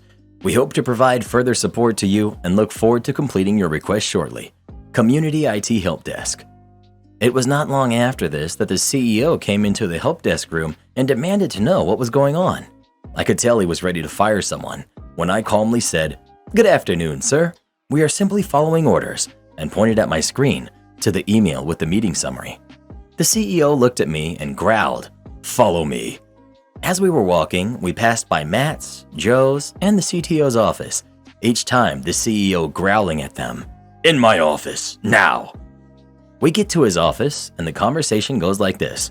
CEO, "What the heck is going on?" Me, "I will reiterate, I'm only following the orders." CEO, "And what exactly were those orders?" Me, "I reiterate the orders. Here's the email from the CTO regarding this order." CTO, Sir, I can explain. I was just thinking that... CEO, "And did no one stop to think what issues this would cause?" Matt, "Well, Jerry did try to explain a plan to the CTO." Joe, "If I'm not mistaken, Jerry knows that if the Exchange servers detect multiple updates coming out like this in a small time window, it triggers a spam blocker." Me, "And that's why my plan was to update each ticket only once a day, rather than after every single thing that was done towards the request." CTO, I asked you to update at the end of the day, with everything that happened with the work orders. CEO, "According to your summary, you did ask for ticket updates as they occurred, and Jerry's team provided this. Why did you not listen to Jerry's plan of action?" CTO, Well, sir, I've been working in the field since before 2000. What can someone like Jerry provide me with? CEO, "Well, he can provide you with the information to tell you why your idea has just caused the company a ton of money since now our Exchange server got overloaded."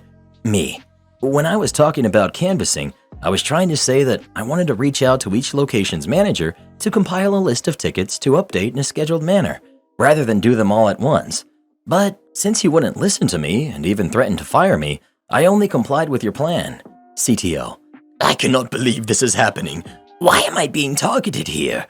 At this point, the CEO asked Matt, Joe, and me to leave while he had a word with the CTO on what teamwork means. Several minutes later, the network infrastructure team was able to reboot the Exchange servers and removed the IT help desk mailbox from the spam filters. I later provided a mass email update to the organization, apologizing for any inconveniences that were caused and that I would be reaching out to provide planned support. I would soon find out that the CTO was placed on an unpaid leave until further investigation were pending. I ended up quitting a few months after that, since after the incident, the CTO was frequently trying to take her grudge out on Joe, Matt, and me. I did leave reporting the incidents to HR. I did later find out that the CTO was terminated and arrested for embezzlement. Am I the jerk for telling my wife she was so close to getting her dream job? I'm a 33-year-old man and my wife is 27. Since the start of our relationship, my wife has been very particular about how things get done and tends to believe that she knows the one true correct way for anything related to anything. She has admitted that she can be a control freak. While this bothers me, it's never been a true deal breaker in our relationship. Very often when I do just about anything, whether it be a household chore, assembling a piece of furniture, taking a picture, or writing a presentation for work, in a field where I have a master's degree and she has no formal education, she'll do this thing where she'll condescendingly say, "You were so close to getting it right," really drawing out the "so close" part. I've told her dozens of times that I'd prefer for her to stop doing this because it sounds so condescending, but she insists that she's complimenting me. I did the dishes and placed them out to dry in an orientation she doesn't approve of. "You were so close. Next time put them that way." I take a picture of her. "You were so close. Next time angle the camera this way." I complete a project at work and show her the results. "You were so close. Next time write it this way." For the last 2 months, my wife has been undergoing an intensive hiring process for a job in our city. She works in a highly niche field and seldom finds job openings, and therefore she was ecstatic to have the opportunity for a relatively well-paying job doing what she wants to do. She got to the very final stage where the company was considering 2 people, coincidentally, the other of whom was her college roommate. Well, on Friday, she got the call telling her thanks for her application, but blah blah blah, record on file, all that jazz. My wife came to me crying. I immediately comforted her and said, "You were so close," blurted out. Her head whipped up and she asked what I meant by that. I said she was so close to getting the job, but was just a bit off. She immediately walked out to stay at her friend's house where she is currently sulking. She finally sent me a text this afternoon calling me a huge jerk. Was I unnecessarily being a jerk here? Man, you were so close to being the jerk, but after all that you've endured, not the jerk. Everyone sucks here. Your wife is a jerk for constantly giving minor backhanded insults. You're the jerk for kicking her while she was down. Y'all could really benefit from some counseling. Actually, I don't find OP saying "you were so close" to be kicking her while she was down. I think the issue here is that the wife felt insulted because that is what she was doing to OP all along. The way I interpret OP's "so close" statement is that the wife was so close to getting the job, which is true. It was between her and her old roommate in the final round, and the roommate got the job. This goes to show that the wife has a guilty conscience. Not the jerk.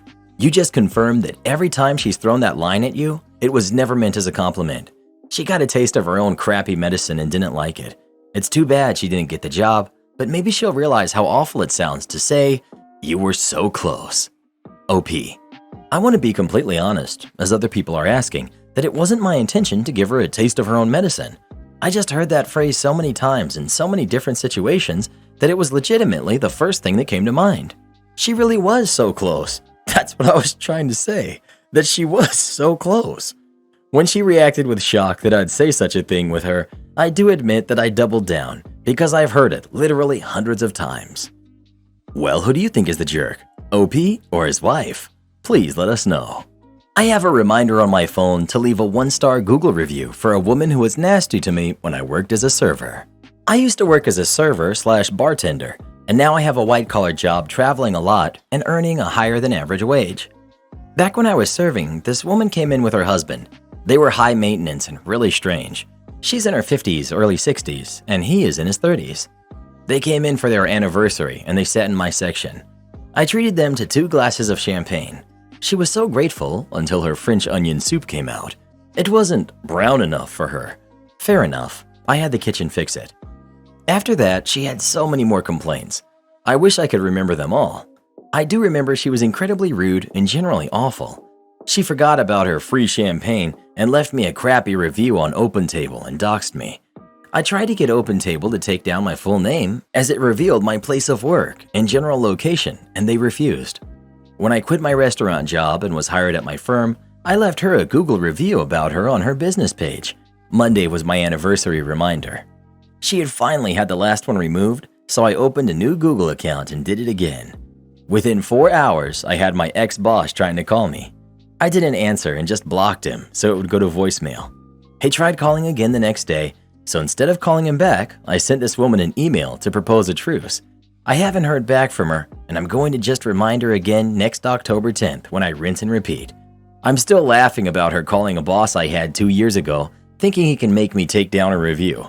And I'm laughing all over again about how petty and immature this is, but I'm loving every minute of it. Karen girlfriend demands I stop being friends with her dad. Me and my girlfriend Corey, who are both 27, have been together for 5 years now. I've known her family for a long time and have formed a good relationship with her dad. We both golf and watch sports together. I consider him a friend. Like 3 years ago, it came out, through a third party, that Corey's mom was having an affair. Her dad moved out and her mom went nuts. I was staying out of it for a bit, but I refused to accompany Corey to her mom's house. I don't mess with cheaters, and just left her mom alone unless it was a big holiday or an important event at her mom's place. This whole time, Corey was pushing her dad to reconcile with her mom.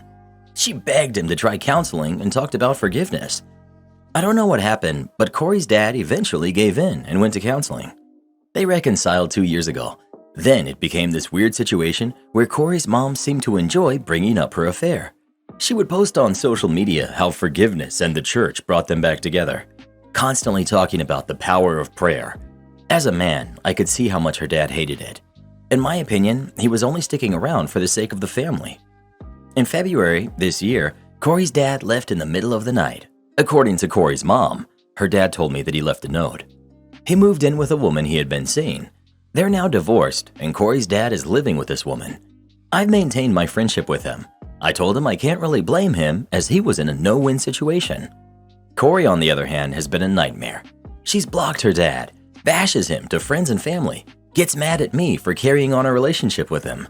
She also goes to her mom's house regularly to comfort her mom. None of this she did to her mom whenever she cheated years ago, instead saying that they worked past that together. Last night I called her a hypocrite in front of her brother, saying that she never blamed her mom, instead preached forgiveness. She never cut off her mom. She never went over to her dad's rental alone to comfort him, only push him to reconcile. She then demanded I stop talking to her dad. I said I'm an adult who doesn't let others dictate their relationships, that me and her dad do not discuss her in any form. We talk about baseball. So no, I wouldn't stop because she wants to be a hypocrite and not hold her mom accountable for what happened. I recommended therapy for her, but was called a jerk for this. I don't think I need to apologize, as calling her a hypocrite is accurate. Am I the jerk? Everyone sucks here. Corey's mom for cheating and thinking things can just go back to normal, but dwelling on the whole situation. She also sucks for being blind to what was going on with her husband. Corey's dad sucks for cheating and then moving in with the other woman. If he left in the middle of the night and moved in with the woman he had been seeing, you think he wasn't cheating? I almost wonder if payback wasn't on his mind. Corey sucks for not owning up to what's been going on and taking sides when it appears that both parents have fidelity and other issues. You for siding with Corey's dad when it appears he was probably cheating on Corey's mom, but saying Corey is a hypocrite when she downplayed her mom's cheating. I don't blame the dad because the mom was literally just rubbing salt in the wounds after they got back together. It almost seemed like she took it as a victory to hold over his head. Like, I guess he could have broken up before he actually started to date this new woman, but it seems like a relatively insignificant point to me. She wasn't treating it like a romantic relationship anymore. Why should he?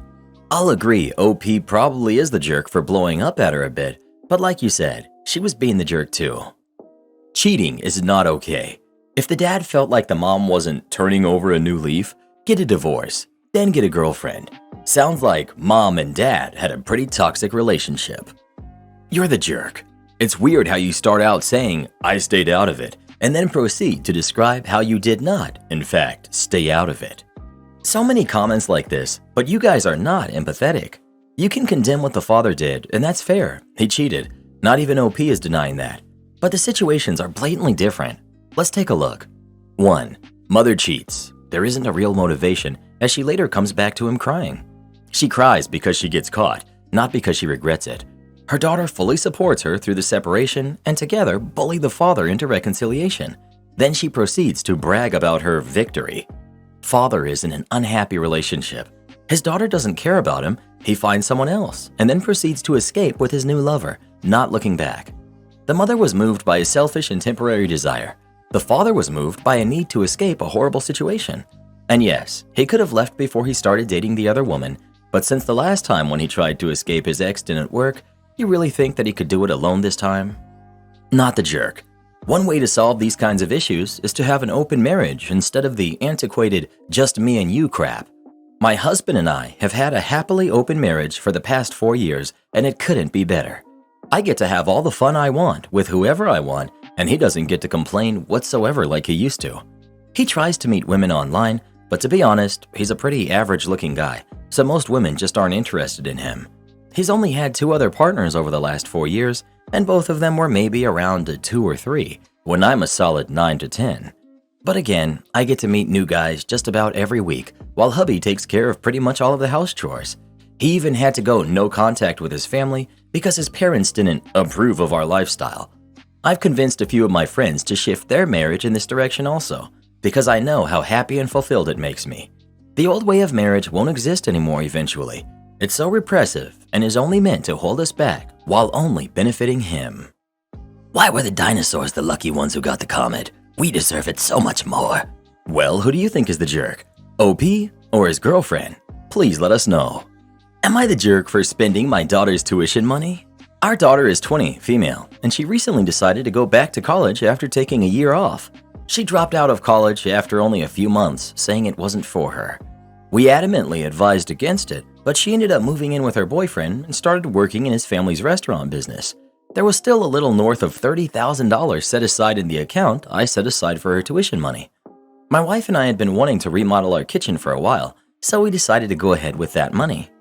Well, now my daughter has decided to go back to college because it didn't work out with her boyfriend and she didn't like any of the jobs she had following that. She was shocked that we had used her college money towards the house, even though we had this conversation before she left. She asked if she could have access to her college tuition account before she moved in with her boyfriend, to which we explicitly said no, and said that it was saved for her tuition only and nothing else, and that if she left, we'd use it for something else. She said she thought we were bluffing and didn't actually mean it, and that we need to help her pay for college since we are still paying for her younger brother's yearly tuition. I told her that she needs to work part-time and go to a cheaper place like community college rather than a state school. She's been angry over this and ignoring her mother's phone calls. Her mother has said maybe we can still help her out financially, but we're nearing our retirement age and a little behind our retirement goals, so I don't want to take away from our savings just because my daughter made some bad choices. I feel like I've given her good alternatives and even offered to let her stay at our house free of rent so that she can just focus on paying for college. Am I the jerk? This situation is harsh on your daughter, but not the jerk. She made a decision to drop out, and with that came you telling her that you'd use that remaining college fund money for something else. I also presume that at the time of her dropping out, she presented her decision as permanent since she said that college wasn't for her, meaning that you don't know how long she would have taken to go back to college if she went back at all. But I thought you were bluffing is a feeble response. You don't get to use that line when you're making a life-changing decision and are given conditions by the people financing you. She just learned a very expensive lesson. OP said in a comment below, having just gotten my youngest into college, I'm no longer in the parenting mood. As a parent, I'm getting odd vibes from that tone and how quickly OP moved to disappear money into a kitchen when apparently they're behind on retirement. Can they? Sure, but as a parent, it's weird to jump to that so fast. Did OP ever investigate whether the boyfriend was mistreating her in any way? Whether he stirred things coercively regarding her dropping out? Whether he was the one pressuring for access to the college account when she asked? Why exactly she left college to work for his family? I was in a relationship like that at that age, and my parents don't know about it to this day. It took me years to even be able to label what happened because I was too young to see it for what it was, and it took me 2 years to get out. How well does OP know what happened? Actions should have consequences, and I personally don't think that parents owe their kids a college education. But it's weird to me to put a ton of work into spending years saving 5 figures to give your kid a leg up in life, and then decide you're done when they make very predictably poor decisions at 19 or 20. There are lots of ways to reteach responsibility, like only matching any scholarship funds they earn on their own, or only reinstating partial support after X semesters completed. I would not have saved for years and then washed my hands of helping so fast, personally. ETA. To clarify, no, I'm not asserting that she was mistreated or saying that's the only explanation. I'm asking if OP is actually as checked out as they're saying they are. Do they know why the daughter stopped going? Did they keep an eye out for the danger signs? Did they create a parent-child relationship where their daughter could go to them with hard things? I've seen first and second hand some scary situations that college students get into, ranging from run-of-the-mill short-sightedness to things like mental illness, learning disability, addiction, PTSD from on-campus attacks, and so on. Given that those things are a reality, what does OP consider their role to be? Or are they done? Parenting is more than deciding whether to bankroll or not. A parent can let their kid suffer the consequences of deciding to drop out, sure. But if the kid was struggling and the parent didn't create a feeling of safety growing up, didn't check in regularly, has no idea what's really happening in their kid's life, I'm not going to accept their framing of the situation as the fairness of a financial choice. Info needed. You spent $30,000 on a kitchen remodel? That's not retirement goals, and she only took a year off, and you spent all of it already? I don't know. I actually think you're the jerk for not having the foresight or consideration that she might regret the boyfriend thing and spending the money that quickly. A lot of kids make mistakes during college, especially because it was just a year off. You didn't need to jump to using that money. I get she made the choice and the mistake over a boy, but you could have been a safety net for her. Parents are supposed to account for the fact that kids make stupid mistakes and choices. You took it as an opportunity to make sure she can't bounce back quickly over something cosmetic and superficial, and you did it really quickly, which is kind of gross. Well, who do you think is the jerk? OP or their daughter? Please let us know. She made her bed, now she gets to lie in it. Enjoy your new kitchen, you deserve it. I moved out while my parents were on vacation. I, 20 female, have 3 siblings who live at home. 3 brothers, one who's 22, one who's 15, and one who's 12. My older brother does not work and does not go to school. My middle and youngest brothers are in middle and high school. I've been taking care of them for about 6 years now. My parents both work. I'm the only one who cleans and makes food and takes care of the dogs. I have access to a car that I share with my brother, but he takes it to go see his friends and hook up with randoms. So I've had to bring home groceries on the bus because, oh yeah, I also do the grocery shopping. I've tried talking to my parents about it, but they say that my brother is finding himself, and the younger ones have to concentrate on school. I'm in my 3rd year of college, and it's wrecking me. My boyfriend, who's 24, has talked to his parents, and they're letting me move into the apartment over their garage. He will be paying the rent for the apartment. He lives at home rent-free, but he also graduated and has a great job, so we talked about it, and it is fair. We are committed to each other, but we are way too young to think about moving in together or getting married. I'm not saying that this is too young for anyone else. We just know what we want in life, and until I get my nursing degree and get a job, we aren't ready. My parents went away this weekend for NASCAR in Vegas. It's their 3rd vacation this year. I do not begrudge them for their holidays. They both work hard, but I am tired of being an unpaid nanny/dog sitter. So I grabbed my laptop, clothes, and a few other things that I've been gifted. I waited for my older brother to get home, and I left. I told him I was going out for milk, but my boyfriend was waiting in the car around the corner. He started texting me about 20 minutes later saying he needed the car. I didn't take the car. I left all the keys on the counter, even my house keys. My grandparents pay for my education, so there's literally nothing my parents can hold over me. I let him know I wasn't coming back, and I let my parents know after the last race that I had left him in charge of the younger kids and bailed. They drove straight home instead of spending the night partying and driving home today. Everyone is mad at me for being so immature and thoughtless. I just don't care anymore. I talked to my grandfather, and he says that I'm right, and my brothers can look after themselves. My mom keeps calling and complaining that the house is a mess. I was only gone for 9 hours before they got home, but my brothers are pigs. My older brother is saying that I'm a jerk because my parents are making him do everything that I used to do. I cannot find it in myself to give a hoot. Am I the jerk? Not the jerk. You keep doing and being who you are, and you'll always be a fantastic person. I'm sorry for the attitudes of your parents and brothers. Maybe they'll change, maybe they won't. But by not being there, they will have to face up to all you did around the house and for them. I'm sure you'll find that almost everyone reading your post will be mentally sending hugs and support to you. To your brother, let me get this straight.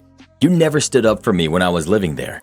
You never helped me with all of the things our parents expected me to do. And you regularly monopolized the car, so I had to carry groceries home on public transportation. Why do you expect me to do more for you than you did for me? Especially when I was stuck in that position for years, and you've only been in that role for about a week.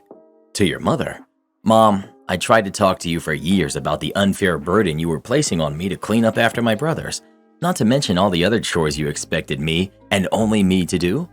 You had opportunity after opportunity to come to a compromise, so now it's yours and Dad's problem, not mine. I now consider the topic closed. So, is there something else you would like to talk about? Otherwise, I'll say goodbye for now. And if she continues trying to complain, say goodbye and hang up. Don't stay on the line letting her continue to go off on you. Not the jerk, and good for you for getting out of that situation. Am I the jerk for telling my brother's girlfriend the entire family can't stand her? I'm 23, female. My entire family is shallow. From a young age, my parents stressed to us the importance of looks and appearances. Everyone in the family either models or does some kind of sport to remain fit. The same is expected of any future spouse we bring in. Last year, my brother Ben, 28, male, introduced us to his girlfriend, Gia, 26, female. Gia is sweet, but she is the total opposite of what my brother used to date, with the main difference being her weight. Her size, unfortunately, warranted a lot of nasty comments from my family. Most are said behind her back, while some are said in a joking tone in front of her. The family doesn't shut up about how Ben deserves better and how Gia is not up to their standards. Over the year they've been together, Ben did little to nothing to stop our family from teasing Gia behind her back, only stepping in when they've gone too far, like photoshopping her face onto animals and making prints of it. I've had multiple conversations with my brother about the topic, and Ben admitted that although he doesn't find Gia attractive, she is a great partner and will someday make an amazing mother, so he's willing to overlook her lacking. I was disgusted by him. A month ago was my cousin's wedding, and while the entire family took pictures together, Gia was asked to step back and ushered into a different room. The reason she was given is that, until marriage, no one was allowed to join family pictures in case of a breakup, which I guess some families do, but ours never did. They never had any issue with Ben's previous partners joining pictures, only Gia. After the wedding, I decided that enough is enough and asked Gia to meet up privately for a conversation. When we met up, I showed her all the text messages I gathered of family members insulting her, and I showed her how Ben did nothing to defend her and even joined in on the fun. I told her that I'm sorry she had to find out this way, but my entire family doesn't like her, and I think she deserves a lot better than Ben, considering he did nothing to stop their behavior. Gia looked sad at first, before telling me that I'm a jerk for showing her the texts and that she's not planning on breaking up with her boyfriend, so she would rather remain oblivious to how his family viewed her. I later got a call from Ben also going off on me for telling Gia that the whole family doesn't like her for something that she can't control, aka her appearance, and it would have been better for everyone involved if she remained oblivious. They're still together and ignore me whenever I see them, which makes me think that I'm a jerk and I shouldn't have said anything. Not the jerk. You did the right thing. The truth hurts, so instead of accepting the truth, it sounds like Gia is just going to blame you instead. That sucks, but you can't control others' stupidity.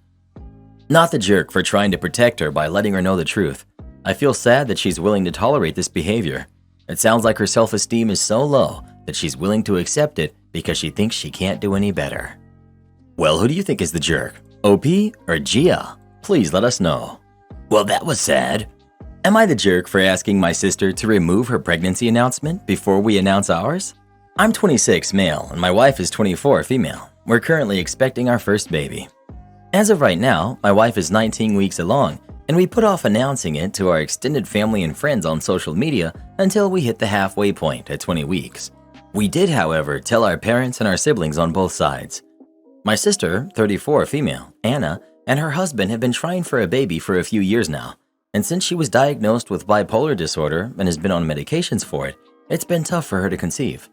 Anyway, yesterday, Anna announced on social media that she's expecting and she's about 12 weeks along. I called her to congratulate her and get more details, and our conversation did not go well. Her answers to my questions didn't all make sense, and she mentioned having passed her glucose tolerance test, which doesn't happen until around 24 weeks of pregnancy. I know because my wife had scheduled hers already. When I told her that, she called me dumb and said I didn't know what I was talking about. Why was I interrogating her? Can I just be happy for her? Then she hung up. My brother-in-law called later last night and told me that Anna isn't really pregnant and that she was just completely devastated that I was having a baby and she wasn't, and this is how she was dealing and processing my wife's pregnancy. He said that he would tell her to take down the posts. Today, Anna called me and told me she won't take the pregnancy announcement down because of the attention she received from it and how it made her feel good. She told me to make our announcement and then she would announce that she lost hers a week later. I asked why go through with all the lies rather than just take it down and move on from it. She said, "Because I'm bipolar, I might not have a baby and it's not fair to me. Stop being so narcissistic and just let me have some of the spotlight that I deserve but probably will never have." I got upset and told her she needs to take it down and talk about this with her therapist to better process everything, and she continued to yell at me, call me names, and say really bad things about my unborn baby, saying that she hopes my wife doesn't even have it. I hung up. My parents are texting me saying that I should have just let her continue this facade her way because she is bipolar, but I just can't allow her to be this way. I feel like she's using her diagnosis as an excuse to pull off a big lie such as this. But should I have let her? Am I the jerk? Update. My wife called me in tears because she realized that the ultrasound picture that Anna included in her post is our baby's 12-week ultrasound that we shared with our immediate family. Update 2. Thank you everyone for your input and advice. Yesterday was just pretty crazy, so I didn't have time to respond until now. My brother-in-law was able to take down the post because he said he refused to lie to his family and friends over this. They got into a massive fight and my sister was brought to the ER for making dangerous statements. She was admitted a few hours ago and I'm hoping they can help her and give her the medical attention she needs. She's refusing to talk to any of us now, but last thing she told my brother-in-law was that she is really pregnant, and how can we all betray her like this? I can't cut her off because she is my sister and we were close growing up. I think I will just severely limit our contact for now until things get better for her. As of now, we definitely will never trust her to babysit for us, and right now, my family is deciding how to handle the social media attention Anna was getting. I don't think they will lie for her, but rather be upfront about it.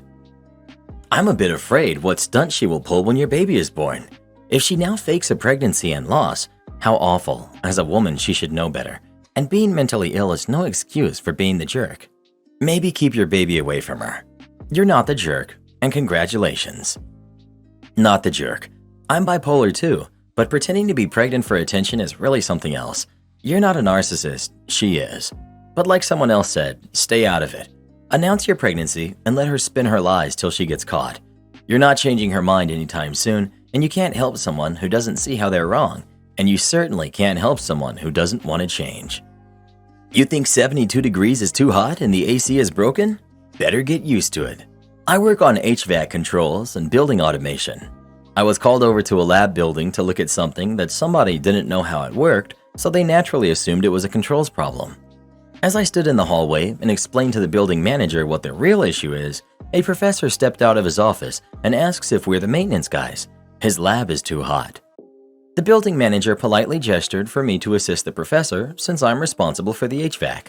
This is pretty annoying for me because I'm supposed to work off of tickets assigned by my dispatcher, rather than just doing random jobs for people that pull me aside.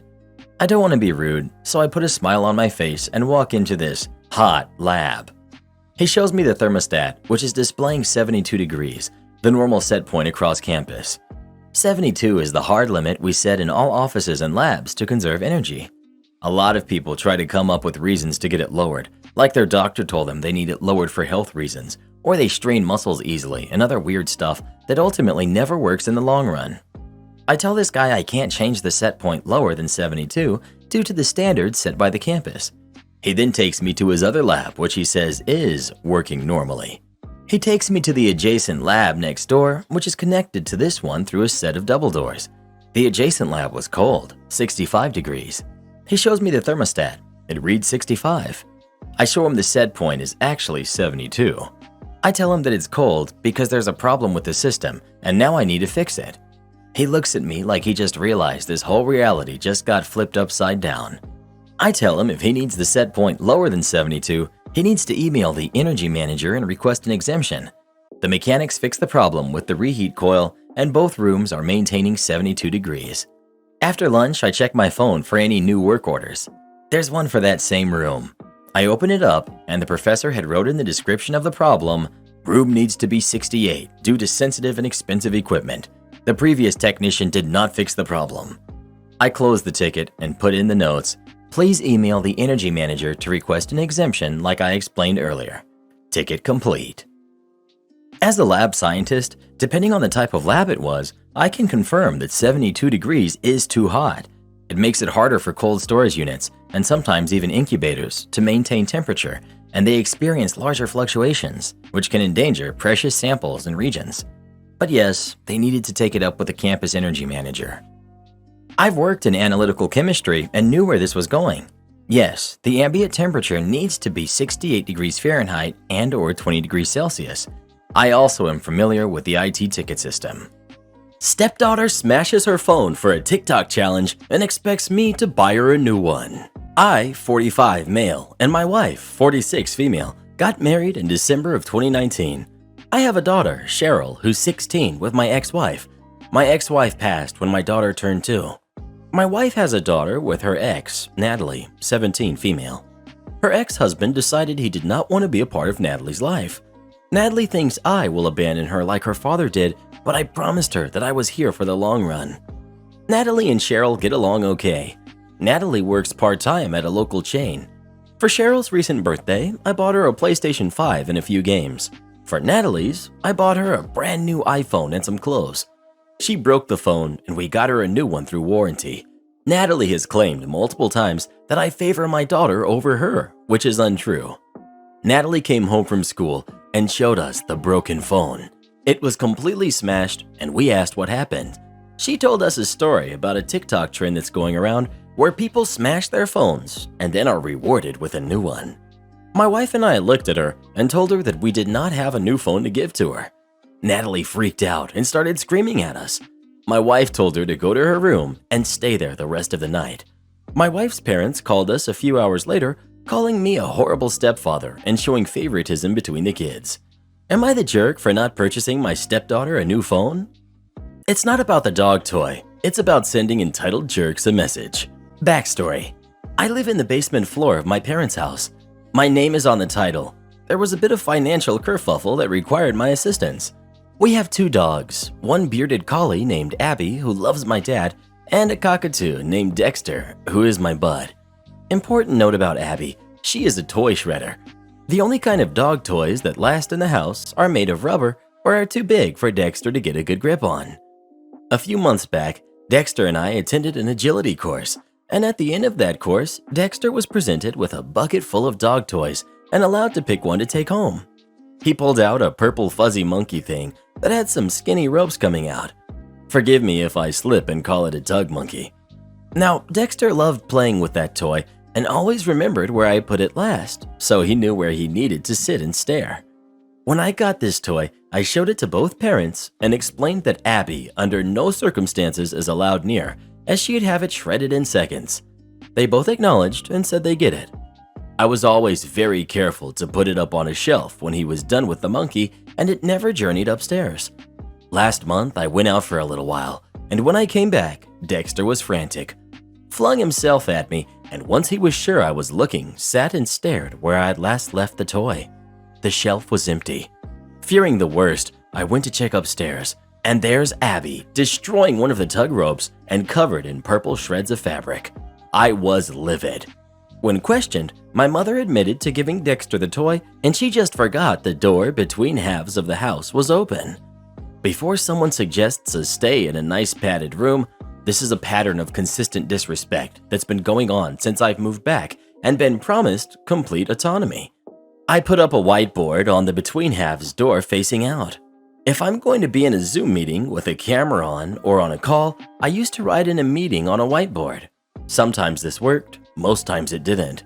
Mom would just have a laundry basket and decided the stuff needed doing then, and figured my call was surely over. It hasn't been yet. I feel like she's walked in on at least 5 or more calls in the last month where I've been actively speaking and had to mute and cover the camera. I'm only on calls a very small fraction of the day, perhaps an hour or so in total. My boss has commented on distractions and actually had me start speaking less.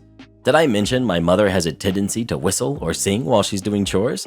Or that one time she derailed an entire meeting because she unleashed a belch so loud it reverberated? This isn't just a quiet blur in the background, it's a real problem. So I load Dexter into my car and we fly to the pet store for an emergency purple monkey replacement. Happily enough, I found the exact same toy. I purchased that and some treats. Crisis averted, right? Wrong. We get back to the house and he zips over to where the other toy was, sitting and longing. I take the tags off the replacement and distract him with the treats, put the fake monkey on the shelf, and when Dexter resumed his post, I gave him the duplicate, which he sniffed and then snubbed before crying and staring at the shelf some more. I'm a patient man. The BS threshold I have with my parents is set pretty high, but seeing that, my heart broke. There was an Arthur fist. I vowed revenge. I went to the hardware store and ordered a steel interior door, the same keypad lock we already have for exterior doors, and some security door hinges. I then had to return the first door and measure first before ordering the correct size. For the next 3 Sundays, my cousins helped me out with getting everything assembled and adjusted while my parents went to church. The 4th Sunday was spent with a soldering iron lobotomizing the digital code lock so it rejected every code entered. Yesterday, we did the door swap and managed to get everything done and cleaned. When my parents left for church, flimsy particle board door was all that stood between my half and theirs. When they returned, steel door with wood facade, code lock, and tamper-proof hinges. Also wound up changing the code for my exterior door. There was wailing and lamentations and gnashing of teeth. How could you? What about laundry? All this for a dog toy? I calmly explained that the door won't stay closed, but when it is closed, it's staying closed. My name is on the deed of the house now. I can make modifications to my space if I want to. My mother wanted to know, what about an emergency? I told her I'd give her the code right now to the new door if she could tell me one situation where minutes mattered. There was hemming and hawing and no actual laundry emergency cited. Why did I spend more than $150 on a door lock only to immediately break it?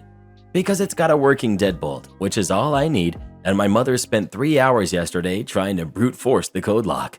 Why did I spend more than $1,000 on a deadbolt and a door that will sneer at a battering ram? 2 reasons. The first being I was mad and wasn't sure anything less would do the trick.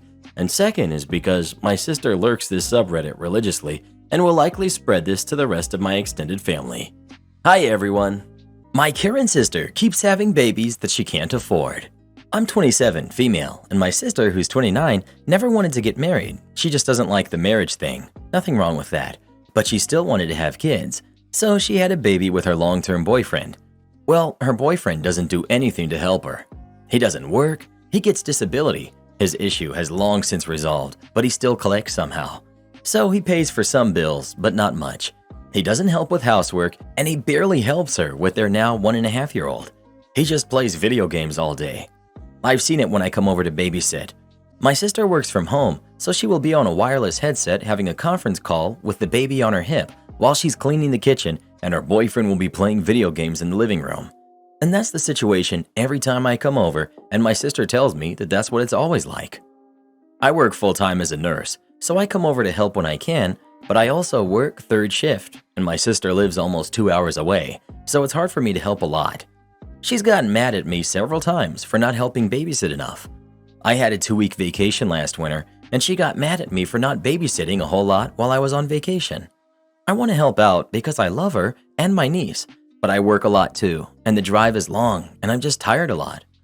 Well, 2 weeks ago we were talking, and she told me that she and her boyfriend were going to try for another baby soon. Oh no. We're going to try for another baby soon, and if things work out, they were hoping to have another baby by next Thanksgiving. I said to her, "Are you sure it's a good idea to have a second baby when your boyfriend barely helps you with the first one?" It just blurted out of my mouth. She got all defensive and tried to tell me that he does help some, but I reminded her that she tells me all the time how he doesn't help, and I've seen for myself how he just plays video games while she does everything. She got really mad and said, "Well, maybe if you helped more, then it wouldn't seem like everything is on my shoulders." After some back and forth arguing, I got up and left. She told our mom what I said, and our mom got all mad at me, saying I was a jerk for upsetting my sister, and my brother got onto me about it too. I don't think I was a jerk though. I'm not so sure at this point. We live in a world where when you state the obvious, people get upset with you about it. Not the jerk. Generally, my stance is that only the people having the kids get to decide if and when to procreate. But since she feels entitled to your time and effort as a babysitter as part of her childcare plans, you get to put in your 2 cents. Reach back out and say, "I'm sorry that I did not react well to your plans for another baby. That's a decision between you and your boyfriend, and I should not have provided unsolicited advice. However, I want to make clear that if my participation as a babysitter for your kids is being factored into your decision, consider this fair warning that I will not babysit for you again if you have a second kid. Whether or not you have kids is your choice, whether or not I help care for them is mine. I will be present in your kids' lives if you want me to be, but not in a caregiving role." Not the jerk. How does she have more anger reserved for you, who lives 2 hours away, than for her deadbeat boyfriend? You need to take yourself completely out of the picture. Do not help this ungrateful person with anything anymore, and just ignore these tantrums. Maybe if you helped her more, then it wouldn't seem like everything is on her shoulders?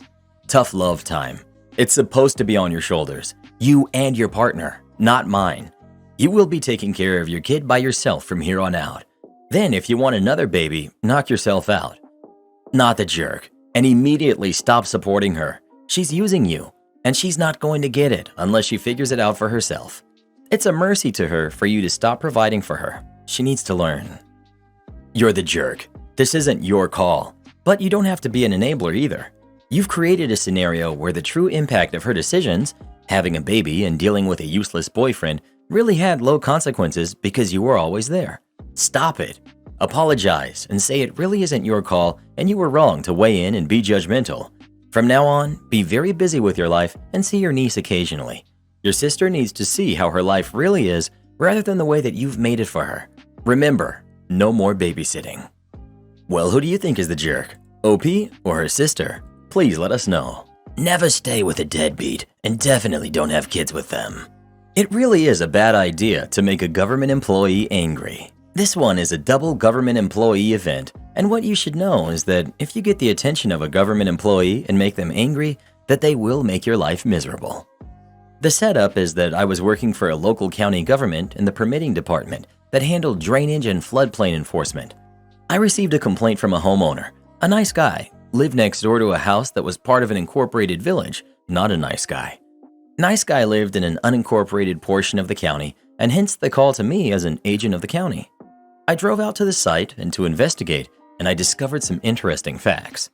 The permitting agent for the village allowed the incorporated homeowner to fill his lot, affecting the drainage, which caused the unincorporated lot to flood every time there was anything more than a little rain. Nice guy indicated that there was some tension between him and the not nice guy, and part of the issue was that nice guy and his partner were a gay couple. This ran up a red flag for me, but in trying to be impartial, I took the information and some photos for the file and indicated that I would contact the village to find a resolution. I wrote a letter and then called the village inspector, Jack Wagon, to discuss. I was told by Jack Wagon that the village could do as it pleased and that I could do nothing to stop not nice guy from doing as they pleased, as it was approved by the village. There was then a comment about the type of people making complaints just to cause trouble.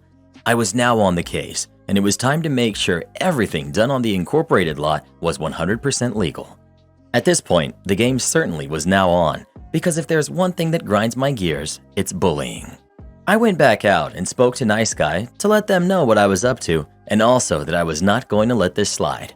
I then started investigating the elevations on the two lots and what fill had been placed on the incorporated lot.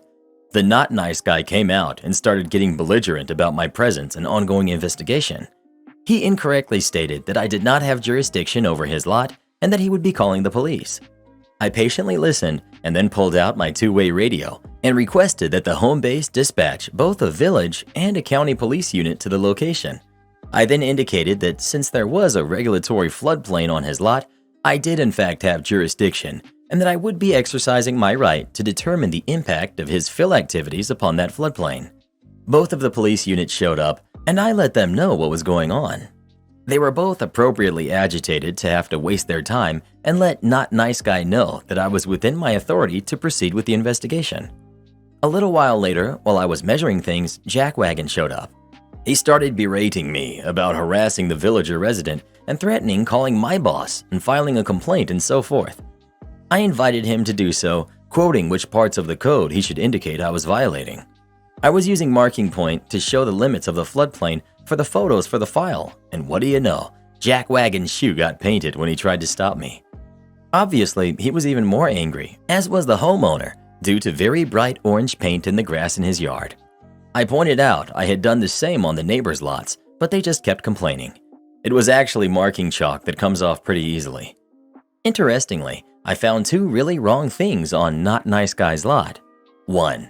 There was fill placed in the floodplain. And 2. A garden shed was built on the fill and partially within the floodplain. Both are a big no-no and are actually against federal law. So the course of action had 2 parts. 1. Make the incorporated homeowner remove the fill and shed from the floodplain. And 2. Let Nice Guy place fill in their lot outside of the floodplain to counteract the fill remaining in Not Nice Guy's lot outside of the floodplain. I also told Nice Guy it would be a good idea to run a field tile on their side to drain the water that would inevitably pond up between the 2 lots when it rained. Predictably, Not Nice Guy and Jackwagon got super angry when I sent the letter out that there were violations that either had to be corrected, remove the fill in the shed, or apply a revision of the floodplain with the Army Corps of Engineers. Good luck with that. This then led to a meeting at the county office with Not Nice Guy, Jackwagon, my supervisor, and myself. Quickly, things went to 11, and there was yelling by Jackwagon about abuse of power, etc. The department head came into the conference room and told them both they were wrong and that they should leave peacefully and comply or face the consequences, the fines. The best part was that Not Nice Guy had to apply for a permit, and guess who was the one to review and approve it? That's right, yours truly. Now, I was following the letter of the law, but you have to know that poor government workers are underpaid and overworked. Strangely, the permit for Nice Guy was almost immediately approved, while Not Nice Guy had to have a very thorough review to ensure it was correct. You could make a case I was abusing my power, but I can assure you that the timing for their review was well within acceptable limits. Also, how could I be held to account that they misfiled 3 times before they finally got it right? Generally, if you behaved like a civil human and came to the office, we would help you get things done properly so the permit would go through first time. But Not Nice Guy decided he could do it all on his own, so it took him 3 times. Had he come to the office, I would have given him the same service as others, but he decided to take the hard route, and therefore I didn't give a single inch when it came to the submission being perfectly correct. Ultimately, the situation was resolved, but it took a lot more effort than it should have.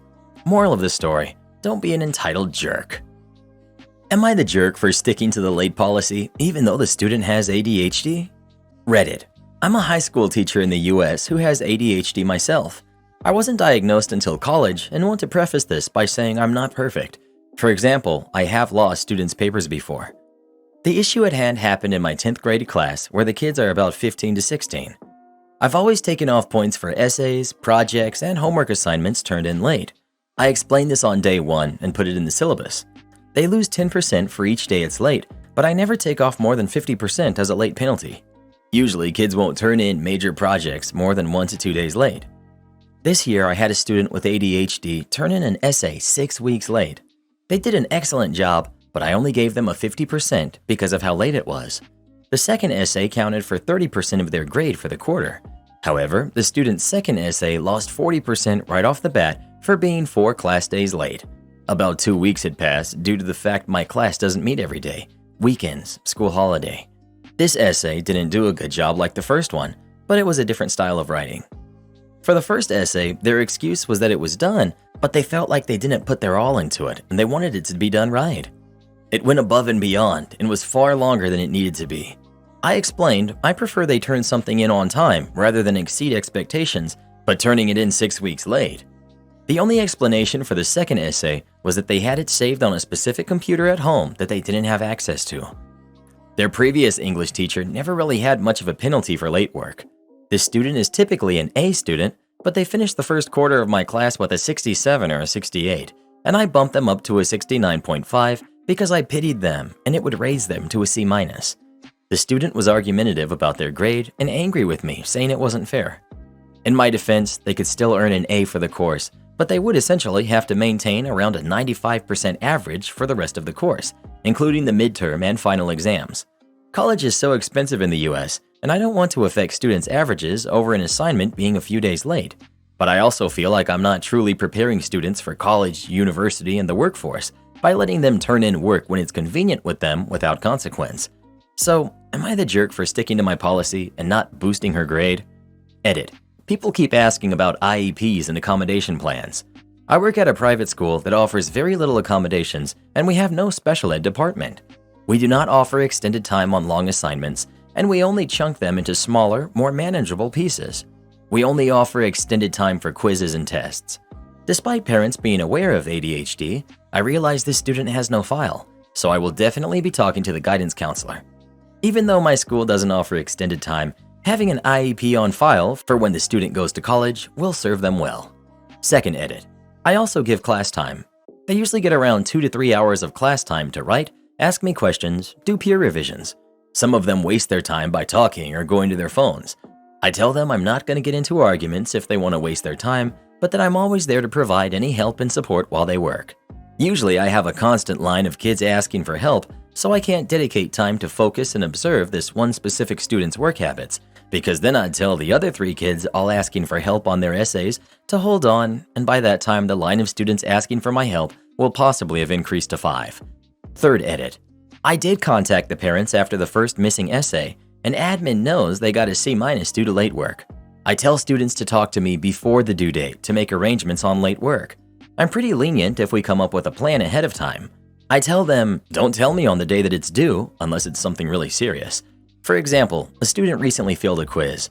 I followed up and the student broke down saying it was due to family problems at home. I let them complete corrections to raise their F to a C on that quiz. Fourth edit. Yes, I've spoken to the student. I reminded them in person and by email, but they would ignore me or say, I'll do it. After the second essay was 2 to 3 days late, I finally forced them to discuss this in more detail, where I explained the policy, why I have it, how it affects their grade. They seemed pretty receptive until I pulled them aside the following week to discuss why they had only earned a C- for the first quarter. They thought it would all balance out because they got A's on the quizzes and were quite upset with me when that didn't happen. Parents were already informed after the first missing essay, but we have a parent-teacher conference scheduled. Not the jerk. We aren't talking about a class period or 2. We're talking about 6 weeks the first time and 4 weeks the second. ADHD is fairly common. Lots of kids with ADHD manage to get their assignments in on time or only a little late. But 6 weeks? No. There's accommodation and then there's no accountability. What's the point of a deadline if you don't actually adhere to it? OP. The second time was only 4 class periods late, but about 2 weeks had passed within that time. Not the jerk. As someone who grew up with a few undiagnosed issues, one of which includes a matter of executive dysfunction, I'm well aware what it's like to struggle with deadlines. Schedules are an integral part of living in a society, and learning how to work with them is probably one of the most important things a student might learn. If this hasn't come up before, their counselor needs to have a talk with them about the importance of being timely with their work. ADHD might be a reason, but it's not an out. As an educator, info. What the heck are you doing asking Reddit about this and not your colleagues, administrators, or special education department? You aren't going to get good advice about how to educate asking 13-year-olds on the internet? OP. The student is a sophomore, and I already spoke to the parents and colleagues. Admin is aware as well. I work at a private school. We don't have a special ed department. We only handle students with basic IEPs, like extended quiz time. This still isn't the resource for actual advice that will be good for you. Go anywhere but here. OP. Understandable. Kinda wanted to hear what some lay people had to say. I've had plenty of coworkers who are all for late policies and will take off 50% for homework turned in 1 day late, or who won't accept assignments after 3 days. Then I've had coworkers who don't believe in late policies. I understand trying to get the layperson's thoughts, but in this case, you need to speak with other teachers. You're just going to get a bunch of different opinions on here. I'm more concerned that the student has ADHD and the school doesn't have the proper resources. If you want my opinion as a former educator, 6 weeks is too long. The student may have ADHD, but also needs to learn how to navigate due dates for when they enter the workforce. I'd work with the student to explain the policy and ask how you can support their learning and go from there. Some students truly need help building tools and resources, and some will give you excuses. Well, what do you think? Is OP the jerk for sticking to the late policy or not? Please let us know. So teachers are now going on Reddit and asking if they should stick to late policies. I never thought our world would come to this, but it has. Am I the jerk for ordering takeout after my husband tricked me into cooking for his kids? So to give some context, I, female 35, have been married to my husband, male 37, for 6 months. He has 2 kids from 2 different, uninvolved mothers, and they live with us full-time. The kids are 7 and 10. I work long hours, and it's a demanding job time-wise. My husband thinks that just because I work from home, that I can pause whenever, but that's not true. He'd ask me to do things for the kids or him during work hours, but I told him I'm working and unavailable during those hours, and that the kids are his responsibility until I'm done. Yesterday, he told me he wanted to go attend a friend's engagement dinner and asked if I could take time off of work to make the kids dinner. I told him absolutely not and insisted that he cook for them or order takeout. He said he had no time to cook and takeout was off the table since he doesn't want them to eat fast food. He later said I'm fine and that he was going to cook dinner, then go to the party. 2 hours later, the kids come in and said that they were hungry. I was puzzled. I asked if their dad had cooked them dinner and they said he didn't. Moreover, he told them to come ask me to cook for them at exactly 7 p.m. I was so upset to find myself in this situation. I took a few minutes off the meeting and ordered takeout from the nearby restaurant and fed the kids, then had them watch TV, then go to sleep. He came home at 11 p.m. and went off on me after he discovered that I didn't cook like he was counting on me to do. Not only that, but he yelled about feeding the kids takeout. I argued back, saying I had no choice after he basically tricked me into cooking for them knowing I was busy. So I ordered food and made sure the kids were fed while I focused on work. He ranted about how I care more about work than my stepkids, God forbid, and called me selfish, then went upstairs and refused to talk to me.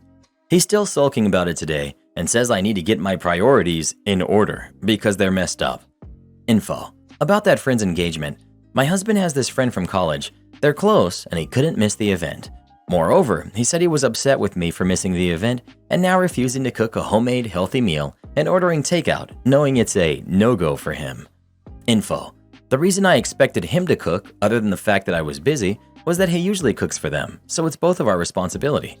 Info. Does he work? Yes, but barely. He works at a warehouse only twice a week. His friend's dad owns the warehouse, and he does have a lot of leverage. Info. More context on the mothers. One is an ex-wife, the other is an ex-girlfriend. Both left for financial reasons, he said, but I'm not fully convinced by that. Oh heavens, I hope you're Googling divorce attorneys. Wait. He told you that you need to get your priorities in order when he left his kids unfed to attend a party? Why did you marry this man? So much not the jerk. Not the jerk, but you have bigger issues in your marriage than takeout.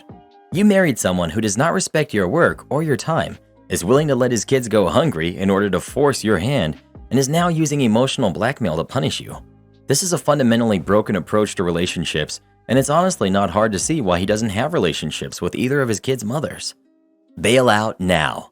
This man does not respect your needs, feelings, or boundaries. This relationship will consume you to the point where you no longer have a sense of self. Everything will be about his and the kids' needs. 1. He attempted to manipulate you into doing exactly what he wanted. 2. He got angry at you when his manipulation failed. 3. He's now gaslighting you into believing you're the bad guy for not falling for his manipulation. 4. He's now using the silent treatment to make you see things his way. This will only get worse. Save yourself and leave. File for divorce and move on to a happier existence. Sorry. Not the jerk. Why are you with this guy? He had 2 failed relationships. I think I can see why his past relationships have failed. He probably is with you just so his kids can have a stepmother. He doesn't see your work as work, so he thinks you can easily drop everything for the family. Why can't he grab a pot and pan and cook food?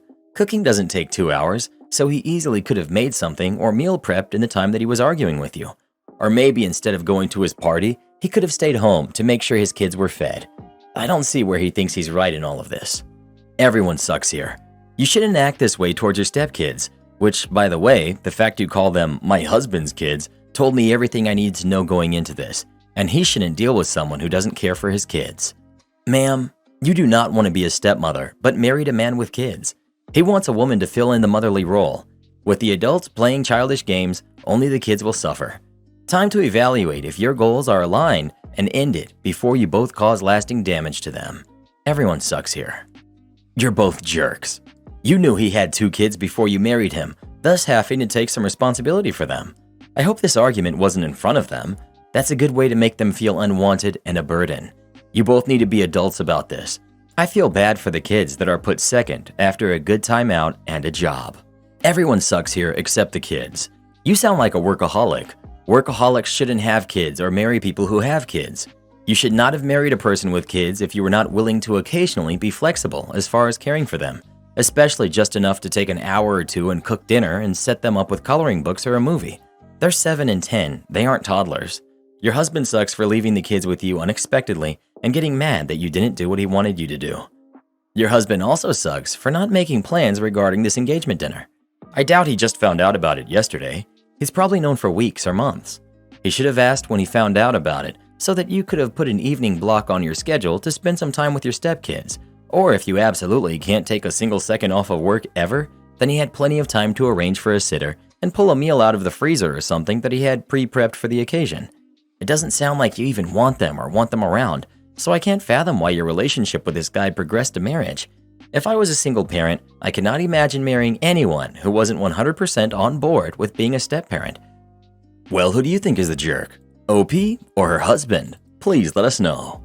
He was a real jerk for all the shenanigans he pulled. I really do think they need to split up. I don't see this working long term. Double malicious compliance. I felt really bad about the first one, but definitely not the other. This was easily about 8 or 9 years ago. I was working in a call center. We sort of middleman between a selection of theme parks and hundreds of hotels that customers could book as a nice package holiday. Now, most people would call up the theme park, think they were talking to the location itself, but actually be talking with a bunch of part-timers in an office nowhere near. Depending which brand they called, we'd answer as that brand, and all in all, it was painless. There was a website, but we were there in case of special requirements. Sometimes people didn't want to book online, etc. Now, the parks we support are fairly popular, so much so people do fly in specifically to have holidays there. This means the job was 2 things. Wonderful for some families, these were the once-in-a-lifetime trips, and you were the person helping them to get the holiday they wanted. The other side was pure heck. If the holiday went to crap, you know full well it's somehow our fault. We had all sorts of people calling, screaming, threatening us, etc. I had a good track record, often closing sizable packages, and always went a little further, sorting out some balloons in the rooms for little Timmy's birthday, notifying the park to add Tom's birthday alongside the other kids to celebrate his special 45th. You know, random acts of kindness. I was often told by management to remember to stay in my lane, and while it was nice, I should be on the next call, not emailing the hotel to arrange the unpaid-for bits and bobs. Now, one day a family called me, and I could tell immediately they were posh. They were flying in and were looking for our top options, top hotel, unlimited fast-track tickets, the whole lot. I went in immediately and suggested one of the on-site hotels, asking what favorite characters the kids going had, etc. However, the woman booking heard wonderful things about this alternative hotel. We're talking 5-star. Head chef won an award for cooking a pigeon so well, other pigeons would offer themselves to be next. All fine, sorted it all out. Booking came to $12,000. Threw my discount on there, pulled all the bells and whistles out. Boss comes over, raving. What a deal! What a close! I'll go tell my boss. Wonders off. Hours later, the family call back. Lady had since Googled the on-site hotel and was stunned at how wonderful it was. As it was for her granddaughter, could she be a pain and rebook there? Yes, absolutely. I have to cancel the old booking first. The refund can take the usual however many days, and the second booking made immediately. She says fine, went through, and red alert. Her American Express is stalled as 2 $12,000 shots in a short space caused some issues. I checked our system and found out it was us blocking it, not her, and had to get a manager to resolve it. I explain I can't do anything right now to finalize it, but let me call in a favor. I call into the hotel and explain everything. Could they do me a favor and hold the rooms until we get it all sorted out? Yes. You want your usual balloons, BS? Their words. Yes. Go on then. I log everything in our system, all the conversations and who I spoke to. I go ask my manager, and she's fuming because she's been bragging on how she's doing well because I closed this sale and suddenly asking her to refund the amount. Yeah, but it's to book it again. The second booking was actually more, and we'd end up still better off, but she wobbled about it. Tells me she will do it, but it's end of my shift, so I need to go home. I beg her to call the family she said she would. 2 days after my next shift, I sit down and see that my weekly total is missing the $12,000, but not replaced with the $15,000. I go ask my manager what's happened. Did she speak to them? No, they didn't answer. They'll call back. I asked if I could call them myself. No, get back on the phone. This is not your job. Your job is to answer the phones. I protested. This could be $15,000 we lose. We should chase it. None of your extra BS this time. Go get on the phones. I'm a little ticked off, but there's nothing I can do. So I decide the smart thing to do is log everything new in our system, including what my manager told me, and just answer the phones. 2 days pass and I get a phone call from the family asking for me to get patched over. They were ready to pay again. Amazing, let's do it. I call the hotel, sort out the package, and all ready to go. The red alert comes up again. My manager hadn't greenlit the payment. However, as the refund had been processed, it was just sat in pending. All my manager had to do was hit a button and the family would get the confirmation email. I spoke to my manager. She tells me to buzz off and to stop bothering her over this. I mark all that in the account on the system and promptly have a week off. I come back in. It's a Sunday night, slowest shift of the week. Usually people phoning to tweak a booking, ask what time the park opens, etc. But then one phone call came in to a newbie. The screamers are easier to deal with. They come in hot and you just play kind and calm. They look deranged, and as all calls are recorded, if it needs escalating, you look sane. It's the calm, collected complaints which are the scariest. And this family's grandma? She's definitely done some crazy things. The poor newbie got this call, and we knew immediately something was up. He nervously asked if I was on a call and if he could patch them over. Sure thing. It's the grandma, and she's not happy. Calm, but not happy. They had flown in at the park's hotel, but as no payment had been received, they weren't allowed to check in. I checked the booking. My manager never processed. They were sat in the lobby, 4 kids, 2 sets of parents, and grandma, and nowhere to stay. I called my manager. It was 9 p.m. at night at that point, and she didn't answer. Tried 3 more times and got an email saying it's her night off, don't bother her. Another one logged in the system. I actually then called the hotel front desk, explained I was balloon BS and needed help. The staff there knew me and gave me a break, but they didn't have the power. The hotel manager did. Got patched to him, explained everything, and he went, okay, here's the deal. We can put the family in the rooms, but we need to charge someone the room. I'm going to charge the company you work for, and you guys can hatch it out later. This is the first piece of malicious compliance I felt guilty about. I had done everything by the book, and there was this family stuck stranded in the lobby, and charging the company for the 2 was just a no-no. Like, lose your job, have them come after you for the money type no-no. So I tried calling every contact I had, but it was 11 or 12 p.m. at night at this point, and no one was answering. So I said forget it. I called the hotel back and told them to do it, knowing full well I'd be job hunting the next day. Logged it and left. Wasn't due in till 10 a.m., but I got a call 7:30 telling me I needed to be there by 8. I arrive, get frog marched into the meeting room with 3 levels of bosses in front of me. My manager, her manager, and his manager. They also had a single printout with an invoice for $15,000 from the hotel in my name. They went in on me, 20 minutes of yelling, shouting, one left to get HR in for an immediate dismissal.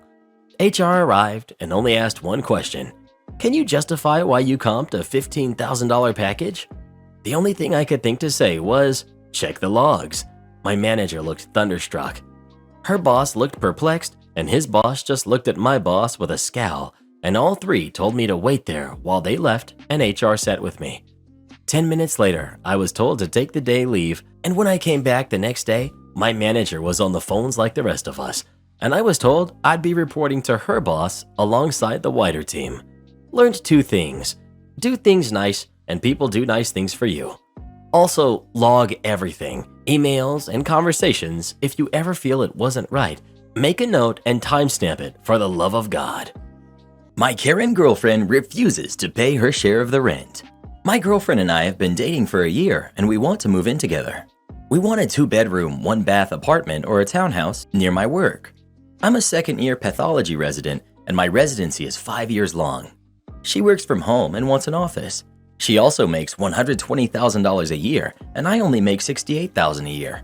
So our rent is $1,800 a month plus utilities, and she wants to go half on both rent and utilities, so we would both pay roughly $1,000 a month.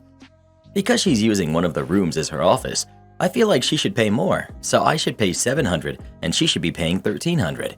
She thinks even if she is using the extra room, because living near the hospital is very expensive, I should pay half, because we could get a cheaper place if I don't live near work. She thinks it's because we're paying more to live near my work, so I don't have to pay for gas. I should pay half for rent. I find she's being selfish because she makes much more than me, and once I complete my residency, I can easily make $350,000 a year or more. But according to her, it's not fair for her to have to wait 3 years to potentially get paid back, because we could break up and she would have subsidized me.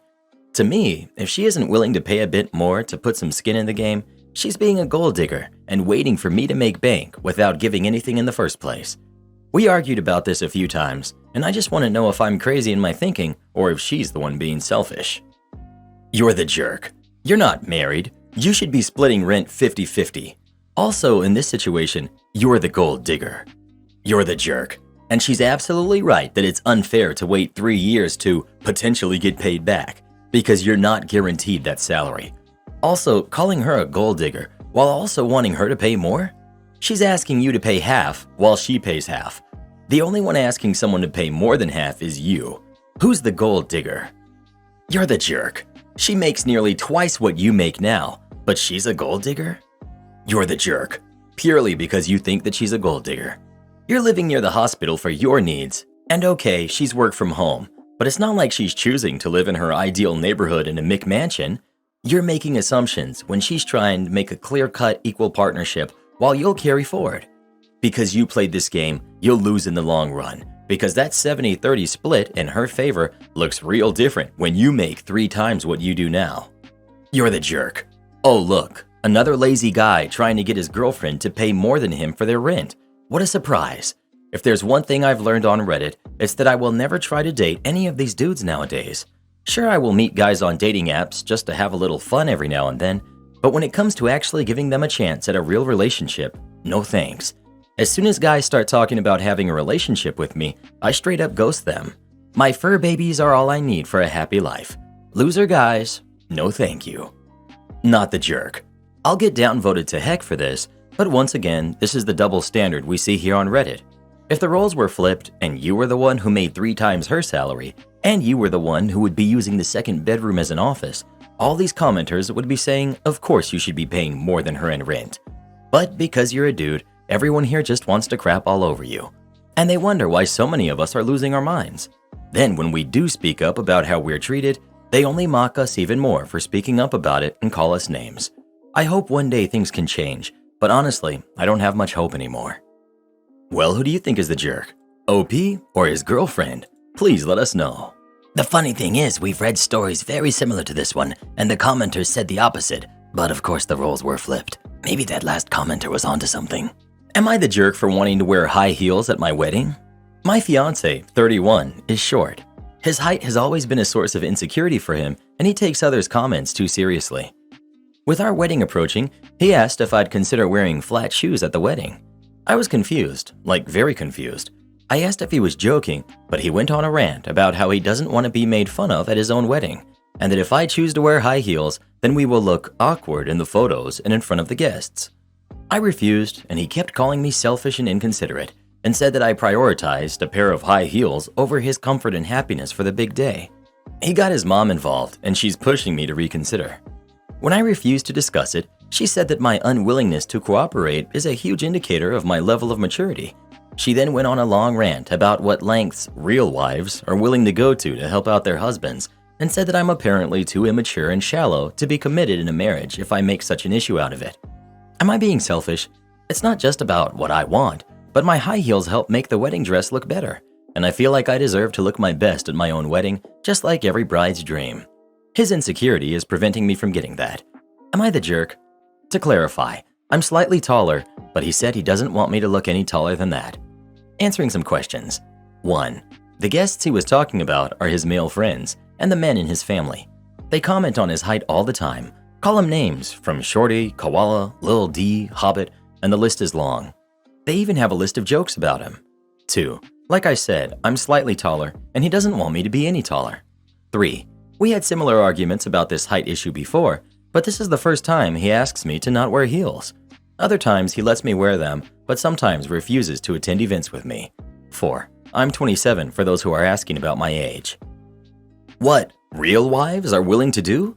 Like a real man who gets his mama to fight his battles for him? Yeah, shows great maturity. Not the jerk, but it's a red flag for him to bring his mom into his arguments. 2 against 1 isn't a good look. He can buy some inserts for his shoes to make him look taller. Not the jerk. It's not about the shoes, but your fiancé turned this into something major by calling his mom to fight his battle. He involved mommy to keep insulting you and spewing garbage about real wives, etc. Question. Is this really the life you want to live? Does he stand behind what she says? Is this the first time he's reacting like that, or is it a common thing? Is he aware that there are shoes with heels for men? Robert Downey Jr. wears them for filming, and he's a legend. Furthermore, if your significant other involves mommy over such a minor thing, he will do it again. Just imagine you will have kids one day. My best friend's boyfriend is smaller than she is. No one gives a hoot, especially not the couple. They're still a beautiful pair. Also, wedding photographers are professionals. They know how to make a couple look good. Not the jerk. You should be able to wear the shoes you want to your wedding. Red flag on your future husband's insecurity, as well as his instinct to involve his mother. Not the jerk. Why are men so insecure about everything? Like, dude, you're short. Just get over it. He should just be thankful he was even able to get you, because I know I sure would never even date a guy shorter than me. I'm 5'4", but I only date guys who are at least 6 feet tall. Honestly, sis, I'd say to leave this sorry little excuse for a man. You deserve so much better, and I hope you don't waste another day of your life with this little creep. Well, who do you think is the jerk? OP or her fiancé? Please let us know. Most of us have some sort of insecurity, and as a loving partner, sometimes we should make sacrifices so that our partner can be happy and comfortable. But I guess the popular thing to do here is to bash on this guy. That's Reddit for you. Husband demands to have a living room security camera. About 4 years ago, when my husband of 10 plus years and I bought our house, we got a security system.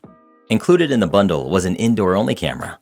While I liked the idea of having it monitor for movement when we weren't home or sleeping, my husband wanted it on all the time, even while we were home. This made me somewhat uncomfortable, but I came around to the idea. We'd use it almost like a baby monitor to check on our 3 and 6-year-olds when we were in the bathroom and heard crying or whatever. Our 3-year-old was nonverbal at the time, and sometimes his older brother would craft up some crazy story as to how he got hurt. We'd occasionally use the camera to figure out what time we put the pizza in the oven if we forgot to start a timer, or to figure out who stole the cookies from the cookie jar. Anyways, fast forward to a couple months ago. One day I'm chilling at home by myself while the kiddos were at school, and I just kinda realized it's weird to have a camera recording me chilling and watching shows, so I turned it off. I've mentioned multiple times that I don't think we need the cameras on, but in retrospect, I should have had a conversation with him before turning it off. This made my husband upset. Now if I turn it off, he turns it back on. We've had multiple conversations about it. I feel like the kids are old enough now that we don't need to monitor them like this anymore, and using a camera to prove or disprove their honesty is not the best parenting. But he wants the camera on 24/7, even if we both are right there watching the kids. But I feel like that argument is an uphill battle, so I simply don't want the camera recording me when I'm home alone or when it's just me and our kids. He claims that me not wanting the camera on is not respecting him as head of the household, and he will repeatedly turn it on anytime I turn it off. If he's at home, then notices that it's off, He turns it back on right away. If he's at work, he'll turn it on in a few hours. No, it doesn't notify him that it was turned off. I feel like it's weird and controlling, but I don't have any other good reason for not wanting it on. He wants to still use it to monitor the kids and to use it to figure out what time something happened. Sometimes he'll use it for things like helping the kids figure out where they put their book when they got home or something. We live in a pretty safe area and have a doorbell camera too, so I don't think home invasion while we're home is his concern. He's not mentioned that as a reason. His opposition to me turning it off when I'm at home alone is that I don't turn it back on, so there's no footage if we need to look back. Am I the jerk? Should I let this go? Not the jerk. And you should probably be paying more attention to the massive red flag that is the head of the household. Those are the words of someone that doesn't value you as an equal partner in your marriage.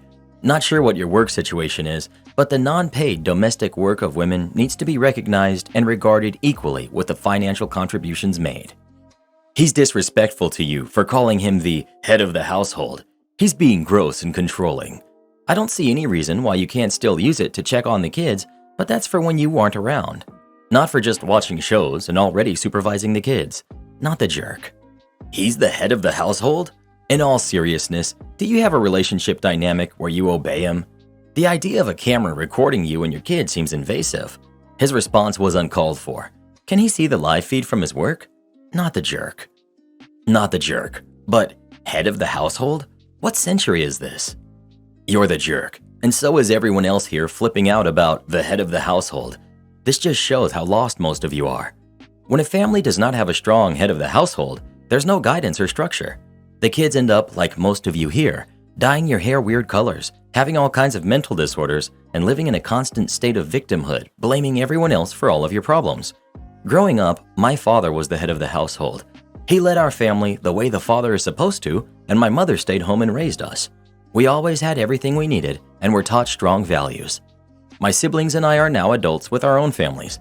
None of us ever had any depression, anxiety, or any of the other issues you people constantly complain about. We were taught to be accountable for our actions and to not expect handouts from anyone. To this day, my parents are happily married, both retired, and we all get together for family events often. This was all possible thanks to our head of the household. The fact that so many of you here think that the father is not supposed to lead his family is a huge part of why you're all so messed up. The father is there to lead and protect, and the mother is there to nurture. This is a simple fact of life that unfortunately most of you are unable to understand. Well, who do you think is the jerk? OP or her husband? Please let us know. I always thought head of the household was a pretty common idea.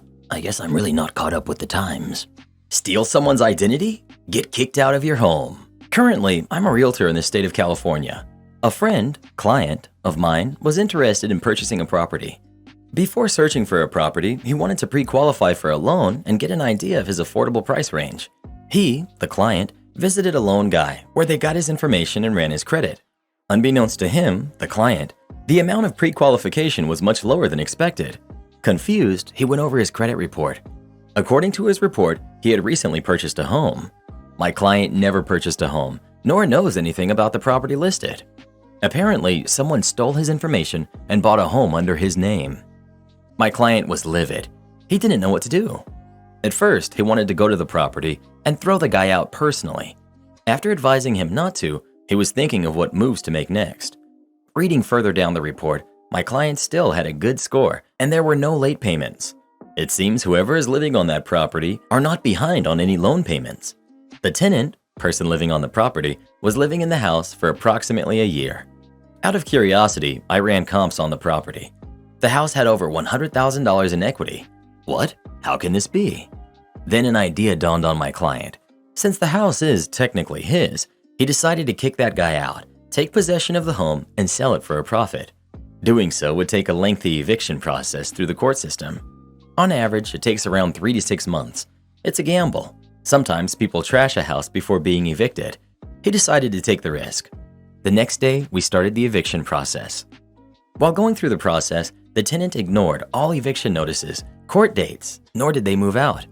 Eventually, the date of eviction was ordered by the court. On the day of eviction, my client showed up with members of the sheriff's department to help with the eviction. Not everyone wants to give up the place they reside in. The tenant tried to ignore the sheriff officers. The officers forced entry into the residence and found the tenant hiding. He tried to argue to the sheriff's deputy to no avail, yelling and screaming what they were doing was wrong. The tenant tried to say he owned the property, but could not provide any proof. If he were to furnish any fake identity or information, there would have been much bigger problems since the real owner was standing right outside. The tenant was really upset, but forced to move out immediately. Nothing he could do. Revenge for stealing my client's identity. Shortly after, we listed the home, and he made a sweet $100,000, minus fees, taxes, and other expenses. My client never reported the guy for stealing his identity since he made out better with the ordeal. The house was still in pretty good condition. I really don't think the tenant knew he would actually be forcefully removed from this premises or knew what was coming. My client did lock down his personal information to help prevent any future problems. Thankfully, this ordeal didn't impact his credit report. In my experience, when we find out someone's credit or information was stolen, it's usually to the detriment of the client. First time it came out on the positive side. Stealing someone's identity and then using that ID to buy a house? That's a special kind of stupid. You open some credit cards and never pay them back or take out a loan and run off with the money. You don't set up roots in the proof of your crime. Only engineers are allowed on the roof. This was just the other day. A younger guy, probably early 20s, comes up to the desk and asks who he should talk to about using a hotel balcony to do some art. I inform him that he's currently welcome to rent a balcony room in the future, but that we're currently at 100% occupancy for the next several days. Multiple conferences and large groups checking in consecutively. Thanks, sales department. So unfortunately, he wouldn't be able to use any of those balconies anytime soon. He's not getting it. It would only be for like a few hours, he says. Could I use a room that's already checked out? I'm sorry. Due to our occupancy, the housekeeping department needs to be able to turn any dirty rooms as quickly as possible, and we certainly can't have folks in the rooms while they do that. My tone is pleasant, but matter of fact, in a way that usually makes it clear that a given subject is a non-starter. But this dude still persists. Could I maybe use the roof? I had to take a moment, because that's the first time in my 15 years in hospitality that a guest has, or in this case, non-guest, has asked for access to the roof in any property I've worked. No. For liability and security reasons, only engineers are allowed to access the roof. The pleasantness of my voice has faded away. While I'm still being polite, I'm going into the real talk mode you use for jerks. Really? He asks. Yes, sir, really. He waits too many moments longer, maintaining eye contact, with that expression that says he's waiting for me to give way or suggest something else. I begin to wonder if this kid has ever been told no in his life. I don't respond. I don't cave or sputter or apologize or suggest. I just lock eyes with him. I won't entertain this jerk any longer, especially if he doesn't even have a room. Okay, He says with a slightly flippant tone. Thanks, I guess. But he doesn't start walking or even turn away. He just stands there like a statue, if a statue could look like an idiot. My pleasure. Have a great day, I chime. I go quickly back to reading emails on my computer, completely turning my attention from him. This is how you end an annoying interaction decisively. He gormlessly hangs around for a few more seconds. I can feel his jerk stare at the top of my head as I keep smiling to myself, looking down at the computer screen. Then he shuffles away. Rid of this time waster at last, I go back to Reddit. Won't work, thinking nothing more of it. Until about 20 minutes later, when I see a trio of engineers jog past the desk with some urgency. Yo, what's up? I call out to the last one. Oh, some weirdo got up on the roof, replies the engineer. Could you call the police? Long story short, this little jerk scaled the side of our 4-story hotel by climbing the fancy extruded flagstone on the side of the building. I'd always thought those looked purposely built for climbing, but I'd never have guessed that anyone would actually be stupid enough to try it. Silly me, I guess. I called the cops, told them that an unknown person with a backpack was on our roof, and I didn't know what he could be doing up there. I let their imaginations do the rest of the work, and within 15 minutes, 5 squad cars and a SWAT van were in front of the hotel. A team of 7 or 8 dudes in full tactical gear power walked through the lobby with purpose, led by engineers, towards one of the fire stairs on the side of the building. I wish I could tell you that the guy got tased or tackled or something awesome like that, but I never got to see anything other than him being led in handcuffs to a squad car through the lobby window before the desk phone rang and I had to return to stupid work. So, congrats, artist guy. You turned a no into an arrest. Am I the jerk for not letting my kid's sister call me dad? I have split custody for my 2 sons, Diego, who's 12, and Sasha, who's 10, with my ex, Josie. About a year after we split up, Josie got pregnant with Eva from a one-night thing. That guy never stepped up. He's pretty broke, so doesn't pay child support, and would stop by every now and then when Eva was young, but hasn't been there since she was 4 or 5. I'm pretty good friends with Josie, and will invite her and all 3 kids over sometimes when I have cookouts and stuff like that. Through the years, I've watched Eva for Josie as a favor here and there. They go to the same school, so sometimes I'll pick all 3 of them up and drop them off at Josie's on her weeks when she's busy, but I have some time. I don't play a fatherly role though, and don't really want to. The other day when I picked them up from school, Josie asked me if I wanted to stay for dinner. We had a nice meal and hung around a while when I go to leave, and Diego and Sasha hug me goodbye and say, "Bye, Dad." Eva also gave me a hug and called me that as well. I figured it was a mix-up and go, "What was that, Eva?" She goes, "Oh, sorry, meant to ask if I could call you that now." I told her I'd rather her call me my name. I'm not comfortable with that. I don't want that responsibility on me. She seemed sad, and I thought that was that. But then Josie told me I'm being a real jerk, saying it's not like she's asking for child support for her, but I should still let her call me that and be flattered. I don't really like it though, and I'm afraid of future expectations if she gets used to it. Am I the jerk for that? I want to be clear that the only part I said was, I'd rather you just call me my name. I'm not comfortable with that, I don't want that responsibility on me, was actually me explaining myself here. I didn't say that out loud to her. I don't personally want to be uncle or some other nickname. I feel most comfortable going by my name. I have siblings with kids who call me Theo, and I like that just being their thing. That's not your kid. You're doing enough to include her with your kids periodically. Letting her call you dad just sets her up for heartache down the road. It was good to set that boundary now. Josie also needs to talk to her. Get her some therapy to deal with an absent father. You are in no way responsible for filling that void. Not the jerk. OP. Yeah, it's a boundary I don't think I'd want to relent. I pride myself on how hard I work for my kids. Been working on college funds for both of them to be the first ones in our family to go to university. And I feel like if I set that dad expectation, I'll have to share with Eva. And I know it may sound greedy, but I want all my hard work to go towards my kids.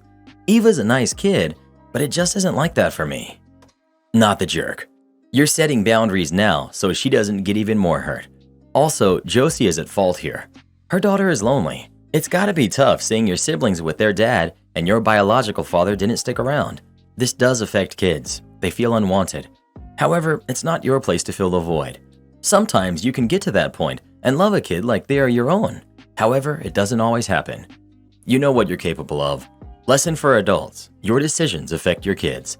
This poor girl is now suffering. It's not your place to fix it. Can I say yes and no? The kid has literally zero father figure in their life. She sees how well you treat her and your biological kids. Your responsibilities don't change because of the love and admiration she has for you. It's a tough balance, I get it, but that kid will remember that. She needs a positive male influence. Not the jerk. Light, everyone sucks here, except Eva. You need to tell Josie to talk to her daughter and get her to understand you are in no way her father and you won't be. Not because you don't care about her, but because you simply aren't her dad. If Josie has an issue with that, then, unfortunately, it may be time to cut back a little on including Josie and Eva. Or that could be an extreme leap, open to ideas. You could also have let her know that you didn't want her to call you dad in a much nicer and more appropriate way. You have to remember she's 8 and cannot quite yet completely comprehend that you don't have the same relationship as your biological kids do. Just because your fully developed brain understands it's much more complex than just a fatherly name, hers doesn't, and she doesn't need to be told the deeper reasons why. It would make her feel even more like she's unwanted and a burden. You should talk to her one-on-one yourself and listen to what she feels and thinks, and then validate all of those things while setting the boundary and giving her time to adjust to it. Well, who do you think is the jerk? OP or his ex? Please let us know. Something tells me your ex is not going to stop trying to push this idea onto you. Godspeed, lad. Godspeed. Ultimate malicious compliance at work. 3-for-1 special. Back at the beginning of 2021, I worked at a small community health nonprofit with an insane CEO. She would constantly call team meetings to put down and belittle employees in front of the entire staff. Often she would throw around some variation of, "Do I have to do everything around here?" and call everyone on staff incompetent. When we did do something right, she never gave us credit and always took the credit for herself. She threatened firing everyone constantly and would randomly call us to gossip and make petty remarks about each other, putting staff against each other. One day, the CEO called a team meeting. In a group text chat between some of the more chill employees, we immediately begin sending snake and eye roll emojis. Sure enough, we get on the call and she begins by bringing to our attention how Luis does not dress appropriately for work. Luis, who is also upper management, the COO, looks about ready to smack the CEO. The CEO viciously tears into Luis, commenting on everything from her hairstyle to her lipstick shade to how it's inappropriate for Luis to wear off the shoulder blouses that show her collarbone. She then tells everyone that we all had better start dressing more formally or there would be consequences. The next day, the CEO calls another meeting. We all join and Luis turns on her camera. I immediately had to turn off mine because I didn't want to be caught laughing. Luis was dressed from head to toe in what looked like something someone would wear to a prom. Her hair was immaculately styled into an elaborate updo. Her makeup was professionally done with lash extensions and everything. She was dripping with what I assume were fake diamonds, tiara, earrings, necklace, bracelets, and rings. And she wore the most ridiculous navy blue satin gown with a faux fur shoulder shrug to cover her collarbone. My best guess is that it was an old bridesmaid dress, but she never did say where she got it. The CEO was immediately fuming. "Why are you dressed like that?" she screeched. "You told us to dress more formally. This is formal wear. Is something wrong?" "That's not professional for work." "Oh, I'm sorry. I must have been confused. You said we needed to dress formally, but I think what you meant to say was professionally." The CEO was livid, but Luis continued to rock the prom outfit all day, meeting with patients and clients and everything. Later that week, Tina texts our group chat and says the CEO is requiring her to submit a detailed timesheet with what she was doing and working on down to the minute for her entire day. She was going to BCC us on the email. Sure enough, it pops into our inboxes a few minutes later. Tina had literally detailed her entire past 24-hour day down to the minute. 6:45 a.m., awoken by husband's flatulence. 7 a.m., went to the bathroom. 7:12, turned on the shower. 7:13, tested water temperature with hand. You get the idea. Apparently, the CEO called her on her cell phone and berated her for sending such a detailed timesheet. Tina reminded her that she had requested her entire day down to the minute and didn't specify she meant her workday only. Finally, my turn. My job was in IT, and most of my work was as a database administrator, but I often helped with other tech problems. One morning, the CEO called me repeatedly at 2 a.m. My phone settings have it so that if I miss 5 calls in a row from the same person, the Do Not Disturb mode is turned off and the phone rings. I see who it is, silence my phone, and refuse to answer. At 6 a.m., she calls again. Again, I refuse to answer. 7 a.m., refuse to answer. 8 a.m., refuse to answer. Finally, at 9 a.m., I call her back. She asks to hop on a video call. "I've been trying to get a hold of you all morning. Where have you been?" Can I help you with something? I asked, not even trying to hide my irritation. I literally rubbed my temples and slurped on my coffee loudly. "You didn't answer my question." And I'm not going to. I was off the clock at the time you called. "You're salaried, right? That means it doesn't matter if you work 100 hours or 1 hour. You get paid the same. So I expect you to be available when I need you." What do you need? "I need you to reset all of our company usernames and passwords. We're letting someone go today, and it's company policy to change all of that." At the same time, Louise texts me saying she's being let go. So I read the company handbook and make a copy of the page that says the IT person must update the usernames and passwords and give the information to the COO. I changed all of the usernames and passwords to everything, from social media accounts to bank accounts to QuickBooks and emails. I send the usernames and passwords in an encrypted email to Luis and then send the CEO my 2-week notice. 2 weeks go by. It's the last hour of my last day. So what do? Change all those usernames and passwords again and send them to Luis, who is also celebrating her last day. I log out of my email, put my company phone and laptop in the mail, and spend the evening cackling at my malicious compliance. The very next day, on Saturday, the CEO calls me repeatedly. Finally, she leaves me a long and howling voicemail to say what I did was unprofessional and she would make sure my reputation suffered and I would never work in that industry again. I wait until Monday to call her back. "Hey CEO, I saw you called." I need the usernames and passwords to everything. "I'm sorry, but I don't work there anymore. You'll have to contact your IT person to help you with that." You are the IT person. "No, I was the IT person. Now I'm a private consultant and I would be happy to provide my services at a rate of $100 an hour." You changed all the usernames and passwords and didn't provide them to me. "Correct. Per company policy, when an employee leaves the organization, the IT person is supposed to update everything and send the new info to the COO. I was leaving, so I updated everything. I provided all the usernames and passwords to Louise." You knew she was quitting too. Why would you give them to her? "Because the company policy says to transfer the new username and passwords to the COO, not the CEO. Louise was the COO when I left." Caught in her own bureaucracy, she then had to spend weeks trying to gain access to all of the company accounts. On Louise and my last day, Tina and another employee quit. Another person announced her retirement. Once the 5 of us were gone, we were followed by several other employees. In total, 11 people on the 14-person staff quit within a few weeks. The best part? I got a new job making the same amount I did at the crappy nonprofit, but part-time in a government position and with full-time benefits. So much for my reputation suffering. I stayed in touch with one of the employees who stayed behind. She's only 3 years away from retirement and is basically Stan from the office. She said they've hired at least a dozen people, all of them quit as soon as they could find another job. Anyway, I'm bored in the hospital and started going through old texts, stumbled on our old group chat and had a good chuckle. Thought you all might find it humorous too. Names obviously changed. My daughter is demanding to go vegan.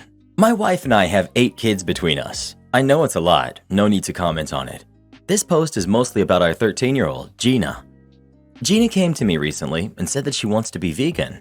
I told her I'll pay for groceries, but she'll have to plan and cook her meals. She can't live off frozen food or takeout, and her mom and I will be making sure that her meals are healthy before taking her grocery shopping. She was not thrilled. She asked if we could make a small change to our diet to accommodate her, like switching to vegan pasta and cooking the meatballs separately. But we said no, because we aren't going to change our food and eating habits because she wants to be vegan. She said okay and went to her room. Then she started sending me and my wife links to expensive pots and pan sets. One set was $800, plates, cups, and bowls for $200, and her own utensils.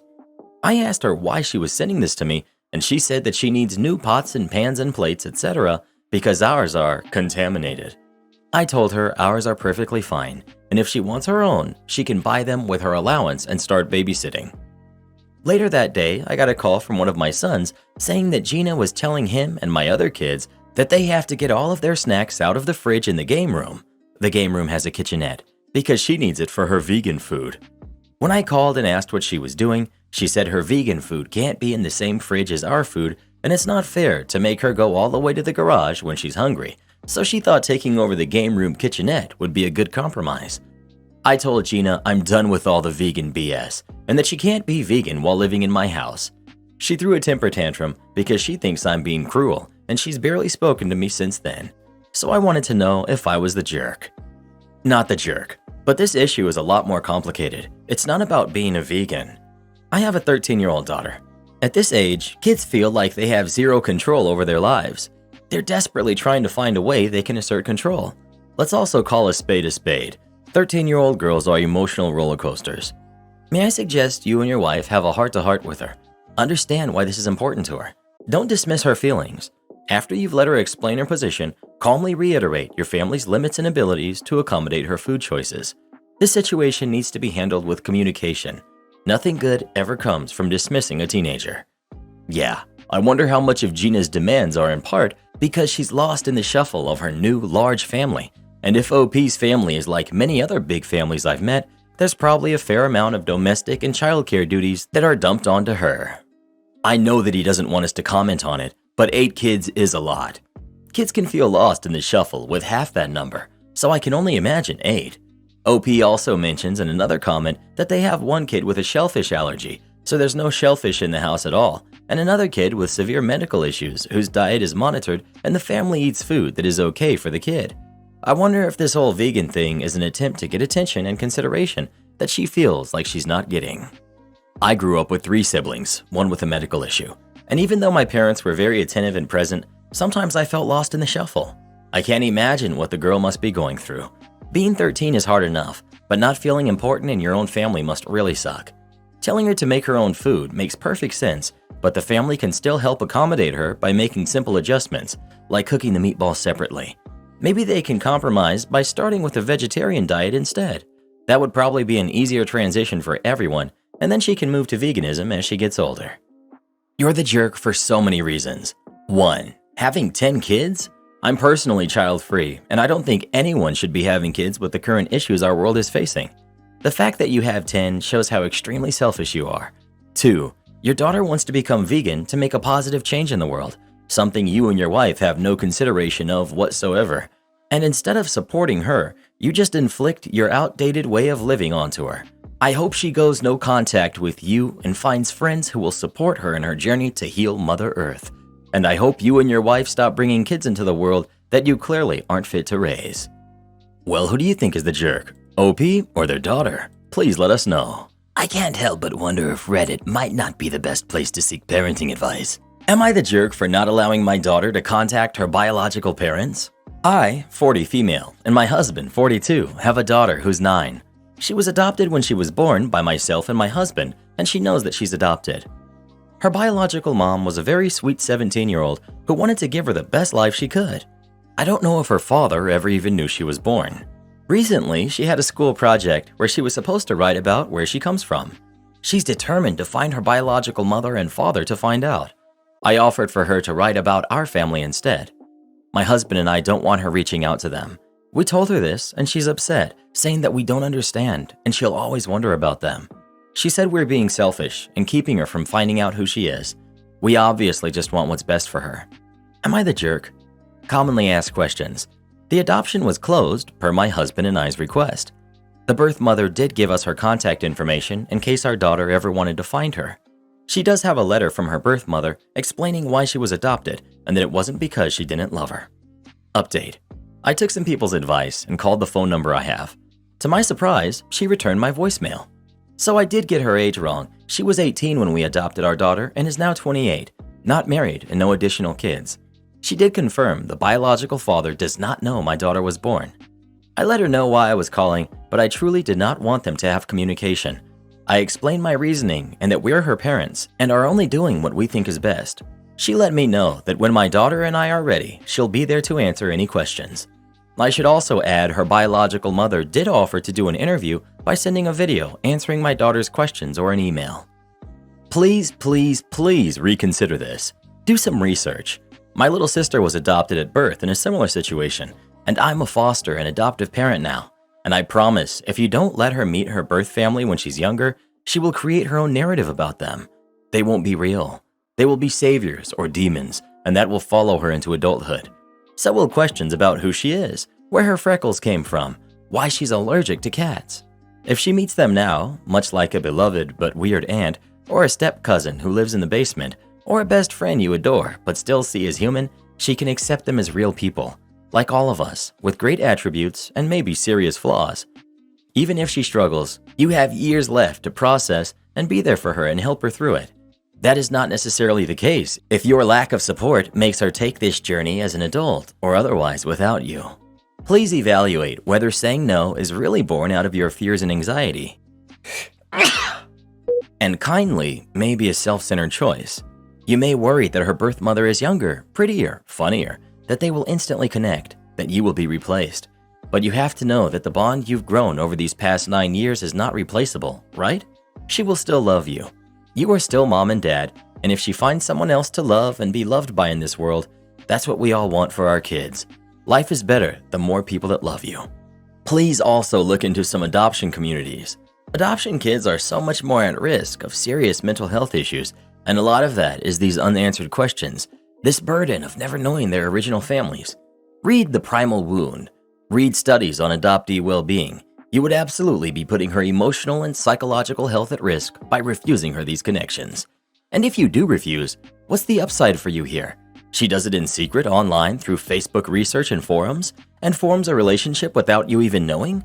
I mean, she can just do a DNA test as a teenager and she'll probably get some hits and you'll never know.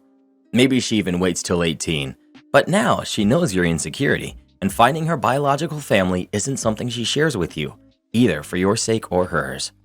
Well, what do you think? Is OP the jerk for not wanting their daughter to meet her biological mom or not? Please let us know.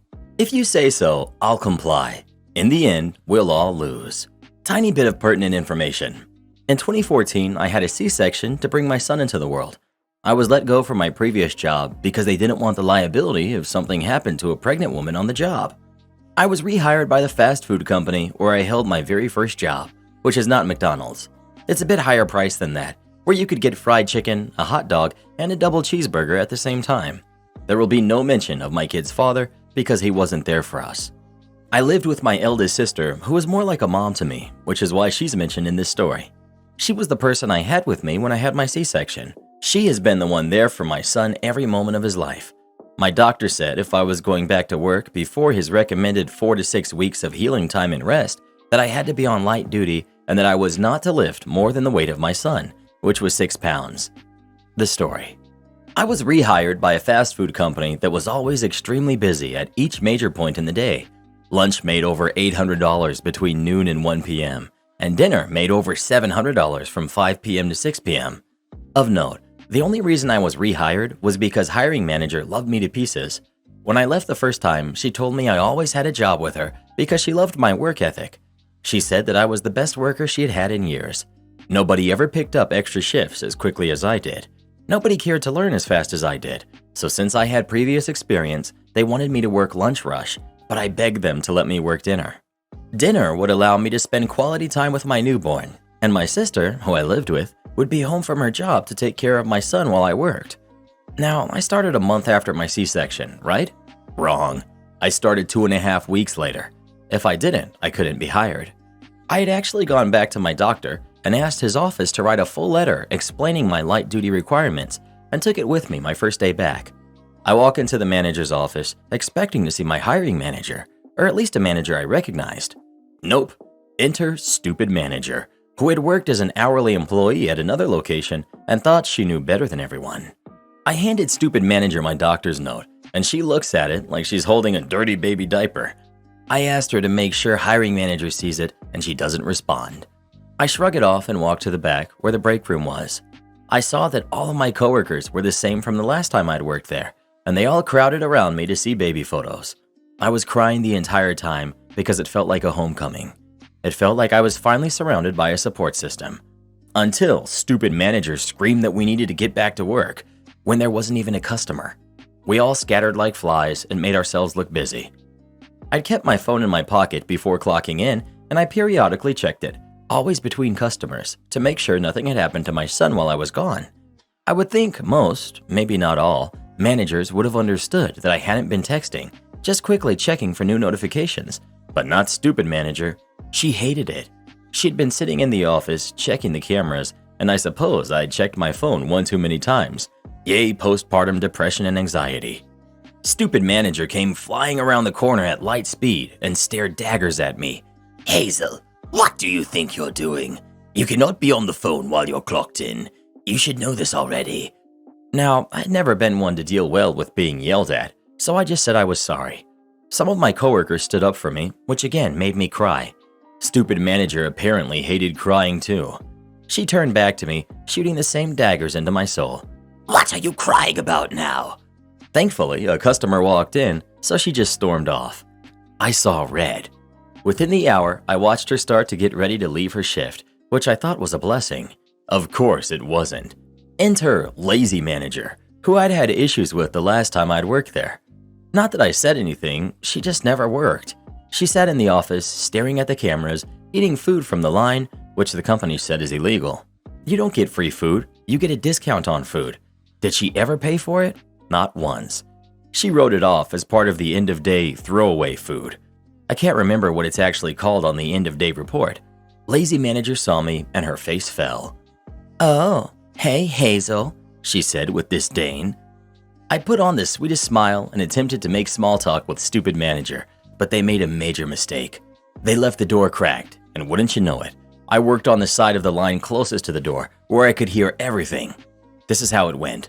Lazy manager: "I thought hiring manager told her no." Stupid manager: "I guess not. She's been on her phone all day." Lazy: "Of course she has. She's the worst employee we've ever had. Ugh, I'll call hiring manager and figure this out. I've never disliked someone as much as I dislike her." Stupid manager: "She seems pretty lazy. Oh, here's the pitiful doctor's note." Lazy: "Haha, we'll see how that works. It's not like we've never had kids before." Now that fully ticked me off. I bit my tongue. I waited for what I knew was coming. I knew exactly what I was going to do because I was just plain sick of being bad-mouthed by others.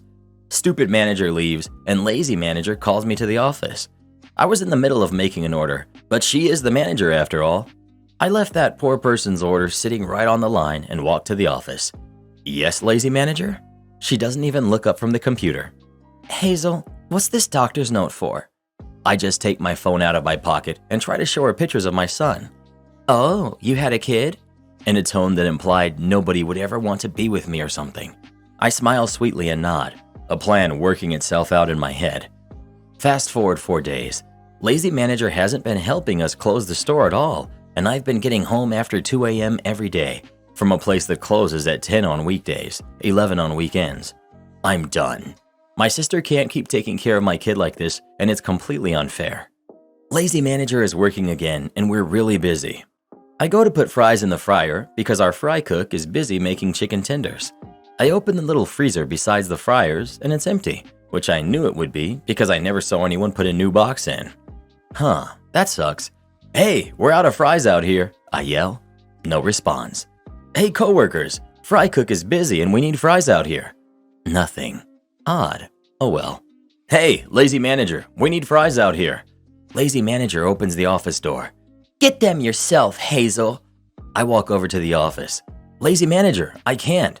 My doctor said I can't lift more than 6 pounds." Lazy manager rolls her eyes and looks dead at me. "Look, go get the darn fries out of the freezer now.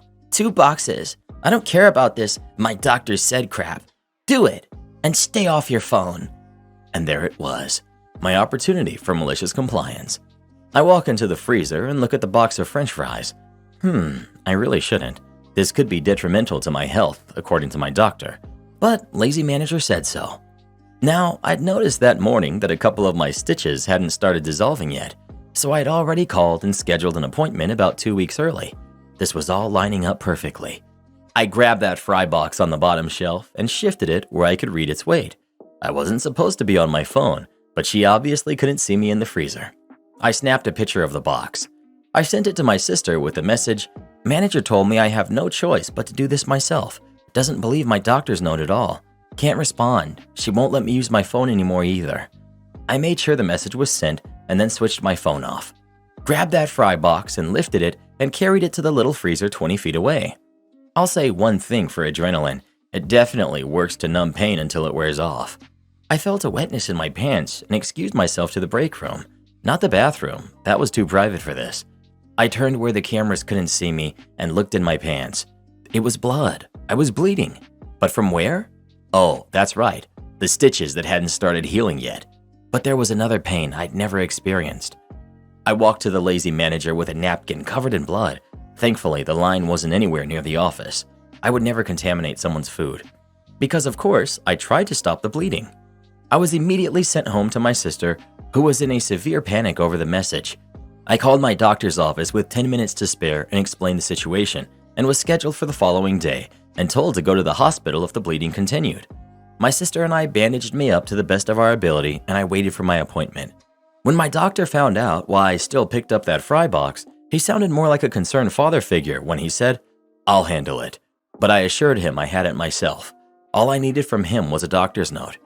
You see, I'd found out that hiring manager, who was also the store manager, who was lined up to become district manager, had come back from vacation. She was actually scheduled for the following day, and I was supposed to work. I waddled into that store, in uniform, doctor's note clutched in one hand, the other grabbing every solid surface it could to absorb some of the shock of movement. She took one look at me and guided me to a chair in the break room, concern written all over her face. "Hazel, what happened?" So I told her everything. She asked me if I ever gave either manager a doctor's note, and I said I had. She couldn't find it, but she didn't need to. What lazy manager and stupid manager didn't know was that my sister had a printer that could scan documents, and we had a weird feeling that we would need a copy of the first doctor's note. So not only did I have a new note clutched in my hand, but stapled to it was a copy of the original note that told the managers that I was supposed to be on light duty because if I ripped a stitch, it could lengthen my healing process. The new note explained that since I was not given light duty, I not only ripped a stitch, but pulled a few muscles in my lower body. When hiring manager read both notes, she was furious. She checked the schedule, and when she saw neither of the other managers were working, she called them both in for a meeting. She asked me if I would stay for said meeting and that I could sit in the office in her comfy desk chair while we waited. I took that seat and waited for the show. 30 minutes later, hiring manager was giving them an earful, telling them they had no right to disregard doctor's orders and that they should never have told me to stop being on my phone. Turns out, hiring manager had worked for this establishment when she had her youngest, so she knew the anxiety of being away from a newborn for too long. I watched stupid manager get fired on the spot, but not lazy manager. Lazy manager was demoted to line cook because hiring manager told her she needed to relearn some humility. She worked as a line cook at another store for about a month and was then fired for stealing food. Edit. When I first posted this, some people were wondering why I didn't sue the company. First, it didn't even cross my mind because I had never been through something like that. Second, when it was brought up to me by my best friend, my sister said it wasn't worth it for some reason. Third, I was more worried about the immediate need to provide diapers and formula for my son. If you were curious, hiring manager found alternative ways for me to work. She gave me a comfortable stool to sit at and trained me on the cash register. I got to sit there and take orders instead of walking around while going through another 2 months of healing. And I was given an extra meal a day through the company at her request. She also helped me get to the restroom every time I needed to go, gave me extra break time, and if she couldn't help me, she made sure someone else could. Maybe it was so she didn't have to worry about a lawsuit, but part of me thinks it's because she cared about me like a mother figure would, well before I had my son. My son and I are doing great. I healed amazingly well. Yes, I knew my stitches weren't healed, and yes, my logical brain said, this is bad, don't hurt yourself for these people. But I also didn't realize I'd actually ripped the stitches out of my body, nor that I could tear muscles that easily after a major surgery. I didn't ask, the doctor didn't tell, and my sister didn't know either. How I got my landlord arrested for auto theft. I used to live in a rental townhome. The place was great. It was run by a big company, but they paid an on-site super to run the office, coordinate repairs, etc. When I moved in, it was this nice older retired couple. Few years later, they moved on, and the company hired these 2 young dudes. They were jerks, recent college grads, and looked down on the blue-collar tenants, did loud parties all night, generally ignored the grounds, ignored maintenance requests, etc. But that's not how I got them arrested. In addition to renting the townhouse, you could rent a covered spot. If you did, they gave you a hang tag, and if you didn't have the hang tag, you'd get towed. I had the same car, same spot, and same tag the whole time I lived there. One day I come out and my car is gone.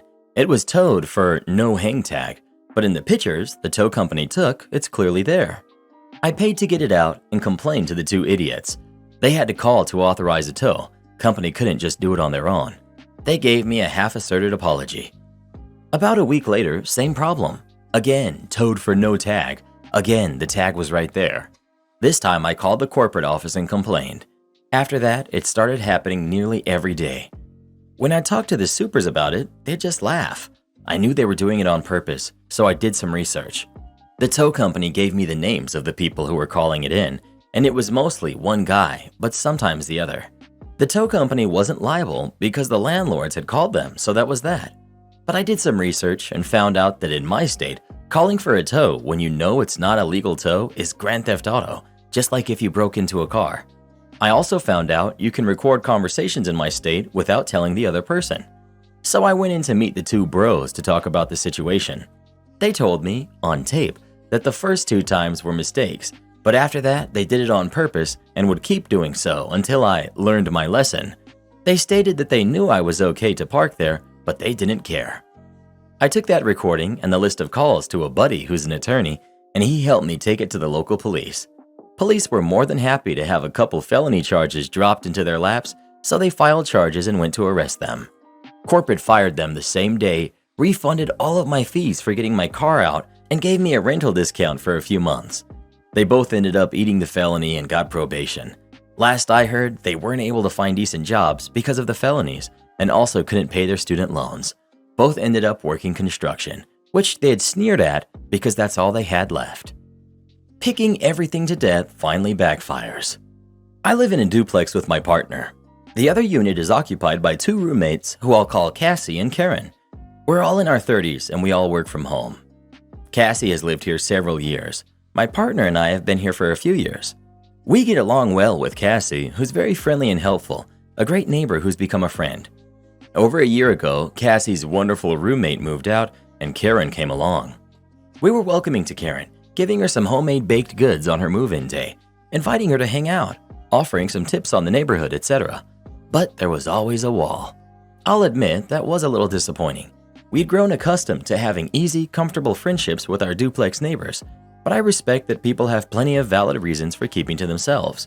My partner and I have tried our best to be good neighbors regardless. Slowly but surely, the vibe changed at the house. Cassie, the extrovert of the group, spent more and more time alone in her room. There were fewer impromptu yard hangouts, a shared space where we used to hang out together. There are often no sounds at all from their unit, even when they're both home. Cassie finally revealed to me how controlling Karen had become. Cassie is a 30-something with a curfew now, who has to walk on eggshells in the house she's lived in for years. Even the smallest actions cause tension, and trying to discuss them or set boundaries upsets Karen.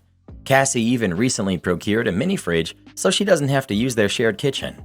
Karen has also revealed more and more controlling tendencies towards me and my partner.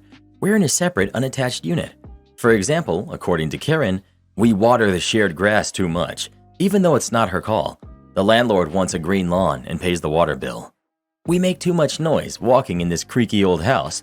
We don't even have guests indoors because of lockdown in grad school. We are quiet walkers.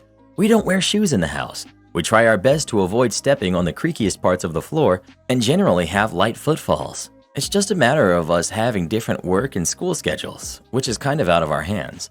My partner keeps his bike in the shared storage space, and it's somehow in Karen's way unless it's positioned very precisely. She does not have mobility issues or any clear reason to need or want this. Once when I was working on an art project on the porch, including spraying a protective coating, which I did at a downward angle at close range and with good aim, she came out to investigate her garden meticulously to ensure no chemicals were getting on her plants. They were about 10 feet away. It's hard to describe, but it was very peculiar. We talked to Karen too much. She once literally asked for space when we ran into her on the street and said, "Hello, how are you?"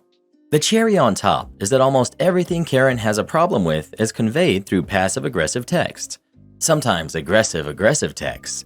Then she'll randomly be excessively cheerful without addressing the outburst or disagreement, as though to signal her regret. It's unsettling. Then, one fateful day, we watered Karen's garden bed. She hadn't for days and it was hot. The little plants, mostly new transplants, were drooping. We were already out watering our own garden and figured it would be neighborly to help her out. Since hers is the closest to the hose, it also felt kind of mean to pass it by. We kept doing it as summer went on. Her plants began to thrive. Karen eventually cornered my partner in the yard and told him to stop watering her garden. We obliged. For a time, she took better care of her plants. But now it's time for our malicious compliance to shine. Karen got sick when she caught it last month. For several days, Karen stayed inside with the friend that she caught it from. Thus, she was not here during a stretch of dry, hot weather. In her absence, we fell back on the last instruction she gave us: don't touch her garden.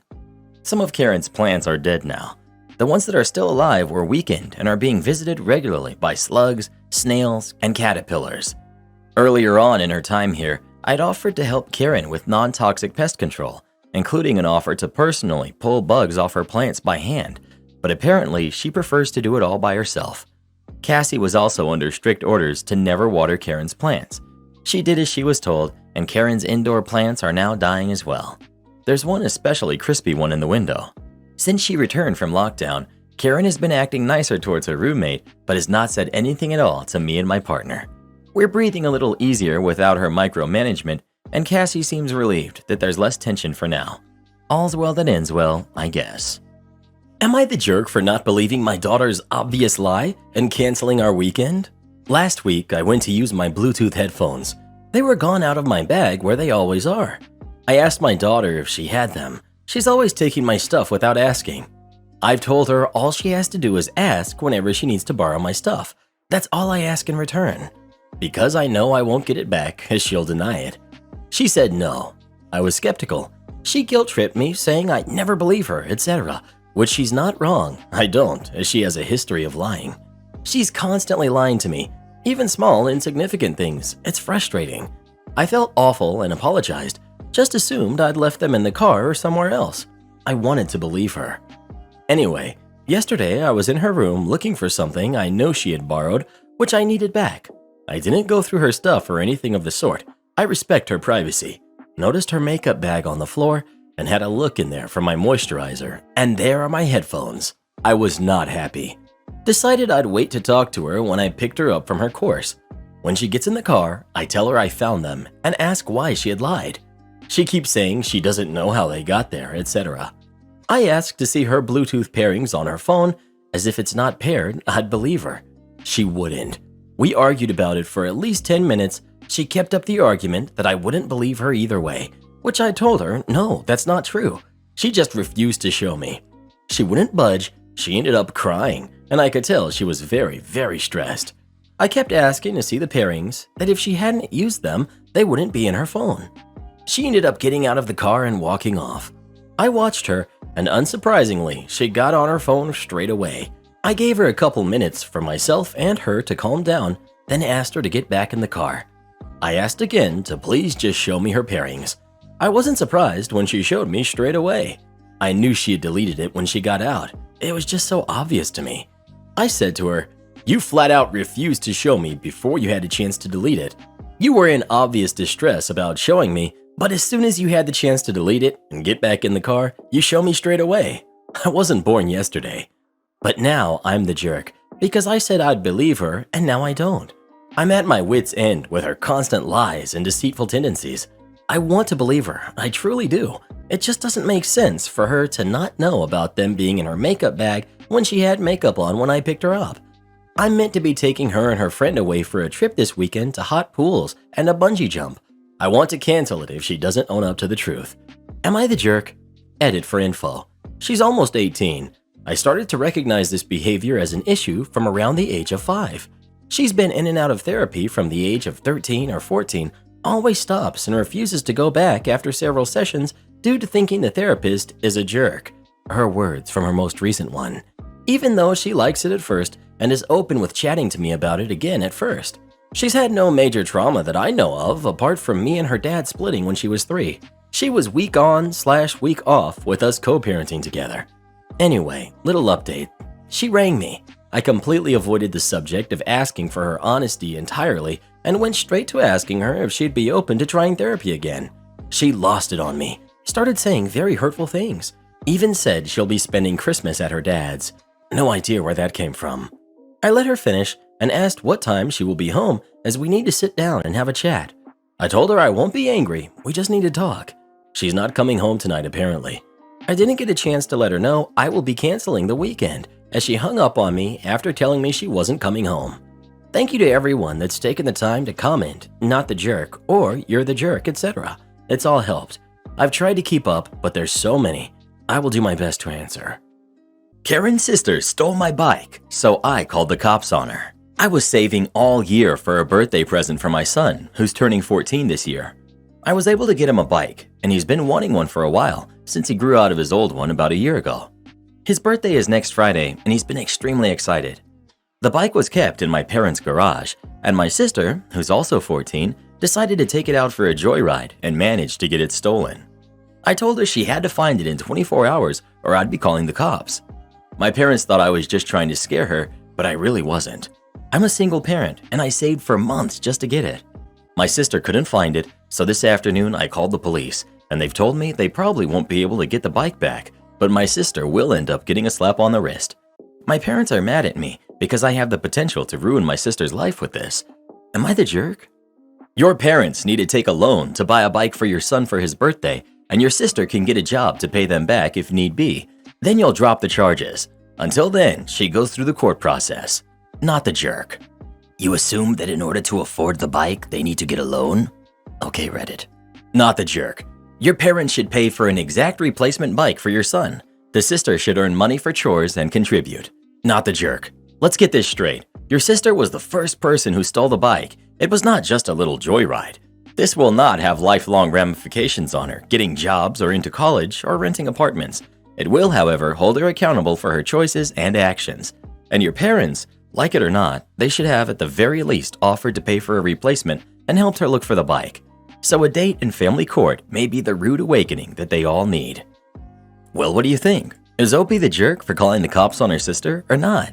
Please let us know. Act like a thief, you'll get treated like one. Next. Am I the jerk for calling my sister's wedding a knockoff of my own? I've always been the favorite among my siblings. As the baby of the family and the only boy, I got doted on a little extra. This extra doting increased when I expressed an interest in dance and actually discovered a talent for it. This makes sense in my mind. My schedule required more time and money devoted to it since I now had to be taken to classes and showcases, needed the proper attire, etc. There were a few years of tension between my sisters and I, especially during our teen years, where it seemed like they blamed me for what was going on or expected me to apologize for our parents' choices, something I adamantly refused to do. Tensions seemed to ease some when we went our separate ways. My sisters stuck around in our hometown to get jobs, while I moved to a city about an hour away for college. I met my now husband there, and despite what my parents tried to talk us into, we got married in a tiny ceremony at the local courthouse where only immediate family was present. We had a party with our close friends and family later to celebrate, but the ceremony itself was just like we wanted. A small part of an intimate and peaceful day focused on my partner and I. My oldest sister got engaged a couple months ago, and my parents jumped at the chance to start planning an over-the-top wedding. I've been around for some of it, and a lot of what is being offered to the new happy couple is what was suggested to my husband and I when they were trying to convince us to have a big wedding. This didn't bother me at all. In fact, I was happy my sister was getting what seemed like the wedding of her dreams.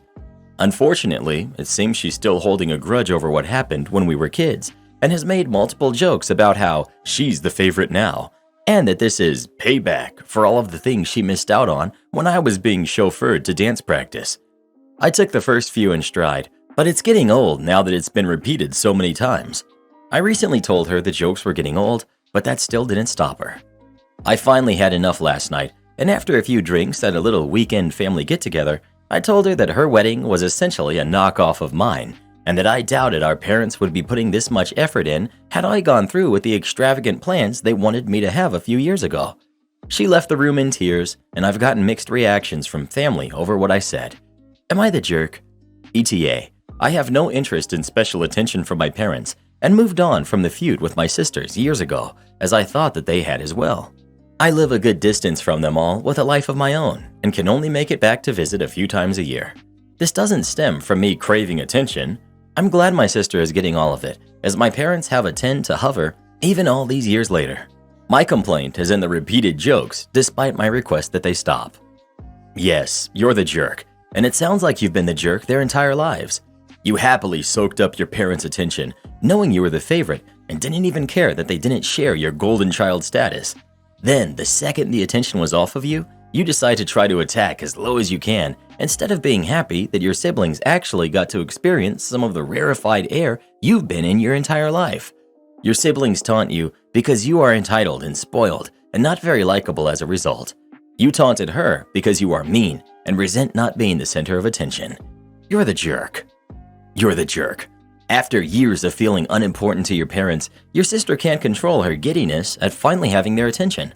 While her comments are obnoxious, it speaks to a lifetime of being overshadowed by you. While you're not responsible for your parents' crappy behavior, you need to acknowledge it, and acknowledge you believe that you deserved it because dance? Give me a break. The biggest problem is that you still see no problem with it, and the minute your sister is getting their attention, you have a problem with it.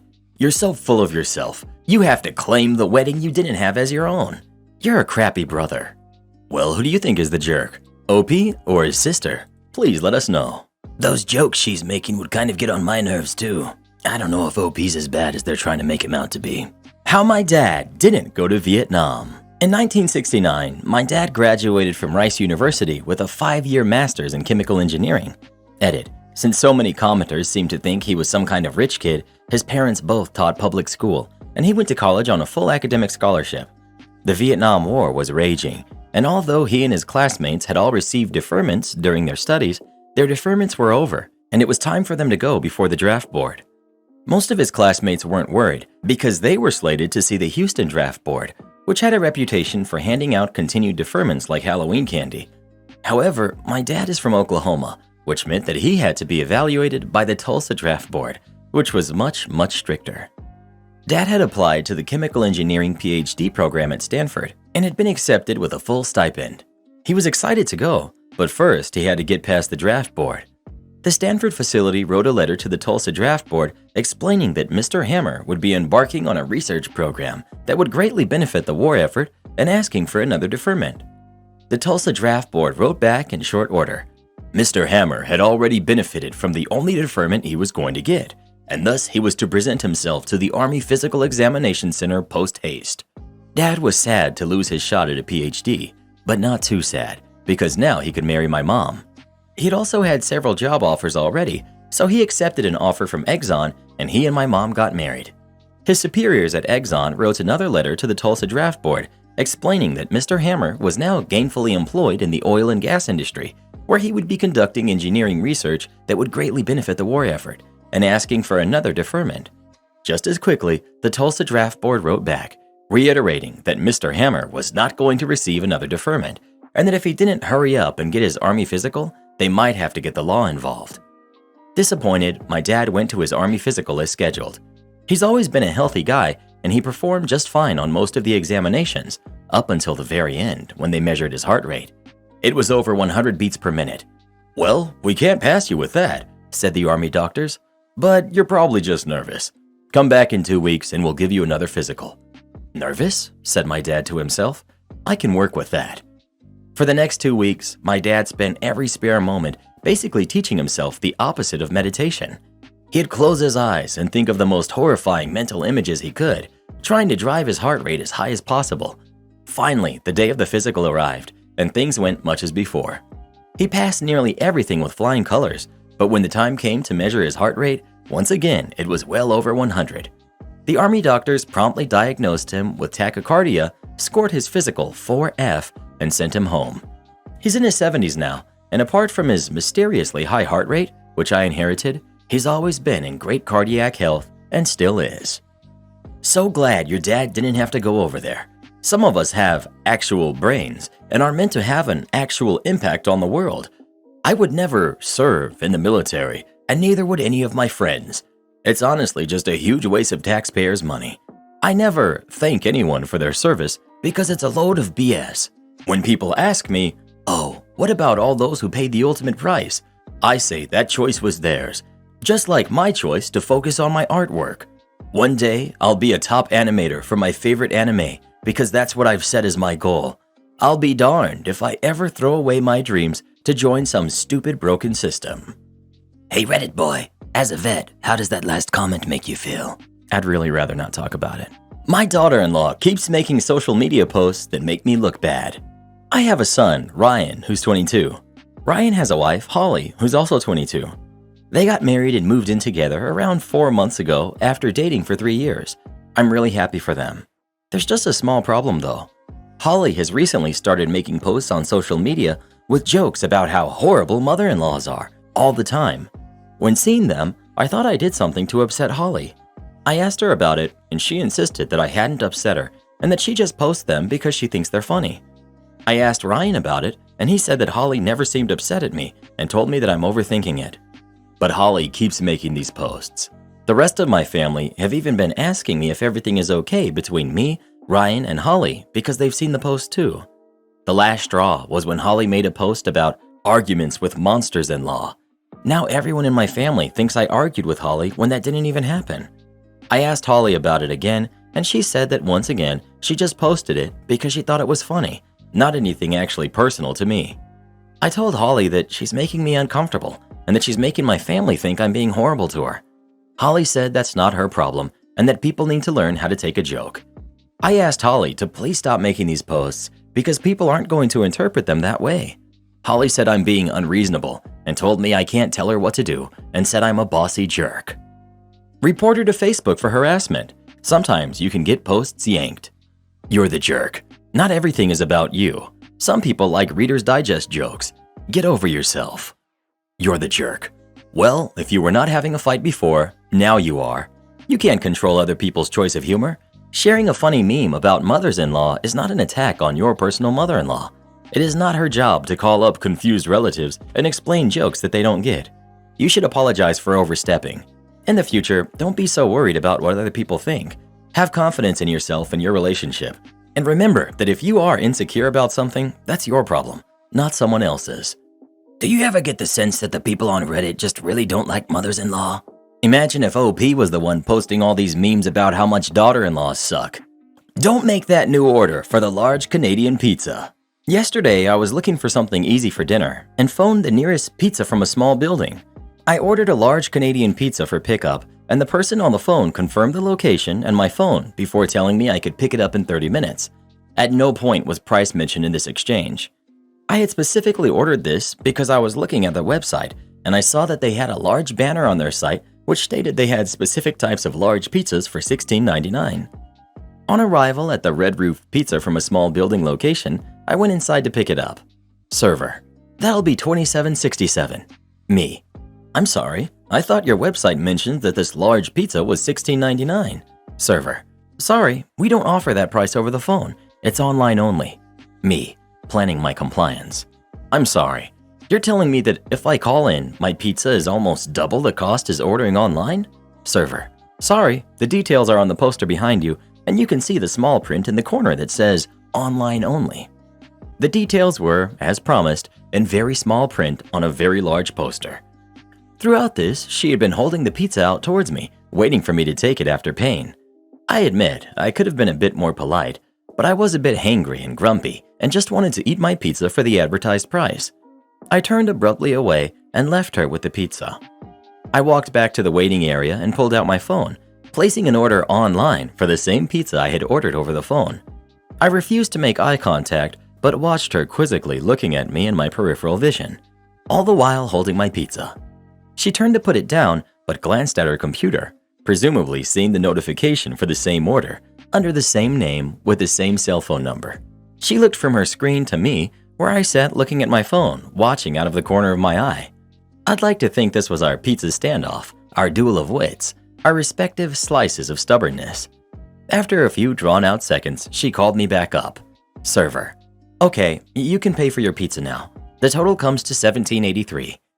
I paid it in cash, and they handed me the same pizza they had been holding the whole time. The pepperoni on the pizza, icing on the cake, was hearing them call into the kitchen just before I walked out. Don't make that new order for the large Canadian pizza. Am I the jerk for threatening to leave my daughter's wedding because of her rules? I'm 48, male, and my daughter, who's 26, she had a wedding yesterday. She moved back to our home state of Utah with her fiance after living in Boston for college and dental school. She does not seem happy to be back here and said that she only moved back because her husband, who's 28, male, his company transferred him here. She knows that in our area, families run large. She's one of 3 kids only because my wife, who's 47, became sick after our youngest, but it is not uncommon to have families of 8. When she started planning her wedding, she started worrying about venue capacity and having to spend money on babysitters. For couples with small kids on her list, she made it clear that she could not accommodate kids under 4 at the wedding. This caused a lot of ire, and we got phone calls asking why. My daughter's rationale was that she thought older kids would enjoy a party more. My daughter's younger sister, Ashley, who's 24, had been married for 2 years and begged her sister to invite her husband's brother and his wife to this wedding too. Ashley's brother-in-law, 41, male, and his wife, who's 33, they have 5 kids, 4 of whom are under the age of 4. When they RSVP'd, they indicated they'd only be bringing their 8-year-old daughter. I know Ashley's husband's brother well, as he funded my brother's new business and employs Ashley's husband, my son-in-law, in a job that allows Ashley and him to be full-time parents to their kids. However, that side of the family took a while to warm up to Ashley, as they are wary to newcomers. So the day of the wedding comes, and everybody arrives with the kids they RSVP'd for, and then Ashley's brother-in-law arrives early with all 5 of their kids in tow. The nanny they have for their kids is not there. My daughter is angry when she hears of this, and their explanation is that their younger kids were upset and they wanted to be in these wedding pictures too. An argument ensues where my daughter says that they had on-call nannies and just for whatever reason decided this was the event they didn't want to leave their kids for. I look over and Ashley is getting upset and her brother-in-law and sister-in-law won't budge. The toddlers are getting anxious and starting to loudly cry, and I finally tell my daughter to just let them in or we'd be here forever. She asked why I was taking their side, and I finally say that she either lifts this child-free policy for family or just cancel the wedding because I was done with her rules and leaving. My daughter says, "Really, Dad? Way to take sides." She then stormed off, and there was a minute where she considered walking down the aisle with her future father-in-law. She ended up relenting, but says her wedding is marred by this event. Am I the jerk? I was afraid that this would become this standoff and Ashley would face ire from her in-laws. You're the jerk. She didn't want small kids at the wedding. You chose to side against her and try to force the issue. You're in the wrong. If there's one thing we've learned from these Reddit stories about weddings, it's that one of the most important things you need to hire on is security. Sad, but true. I hope you enjoy failing your final college class and have to retake it. First of all, this didn't take place in the US, nor is English my primary language, so a few things might seem weird or confusing. Just ask for clarification if needed. During my stay in college, and for a few years after graduation, I had a side hustle where I charged people a small amount of money to format their academic papers according to our national standards as set by our National Association of Technical Norms. On top of that, I would also write an abstract in a foreign language, English, and even get your bibliographical references up to snuff. It wasn't much. $60 got your paper formatted as it should be, $80 got your references properly inserted from scratch, and $100 got you the whole thing with a carefully written abstract. It wasn't much, even on our local currency, especially considering that there are people who do this full-time and charge an arm and a leg for it. However, that also includes proofreading, but a slower turnout time. This means that it's normal for people to hire those services months or weeks in advance from the deadline for turning in your papers. This story is set in late 2017. I had just left my job, and meanwhile, I was formatting academic work almost full-time since it was the end of the semester. This was a particularly busy semester since, if you do good work, people will refer you to their friends, who will refer you to their other friends, and so forth. Word of mouth really does work. Somehow, I was recently being looked up by a lot of people in one specific course in the healthcare area. Now, I don't particularly like formatting papers from people in healthcare for a few particular reasons, but hey, you're not going to turn away honest pay for honest work if you're unemployed. In any case, they all seemed to be in the same class because the deadline was the same, December 9th at 8 p.m. and not a second longer. The night before, I was enjoying a cold beer, and I was messaged by an unknown number who said they got my contact from so-and-so that spoke highly of my work. When she mentioned she needed me to format her paper, I said I don't take on any new work the day before it's due, because that always ends in complications for me. Well, she pleaded, nay, begged me to do it, said she would pay me a little over my usual rate and that she was good for it, Scout's honor. I sighed before I replied, okay, fine, but I'm only sending you your paper once payment goes through, okay? She instantly replied, yes, OMG, thanks.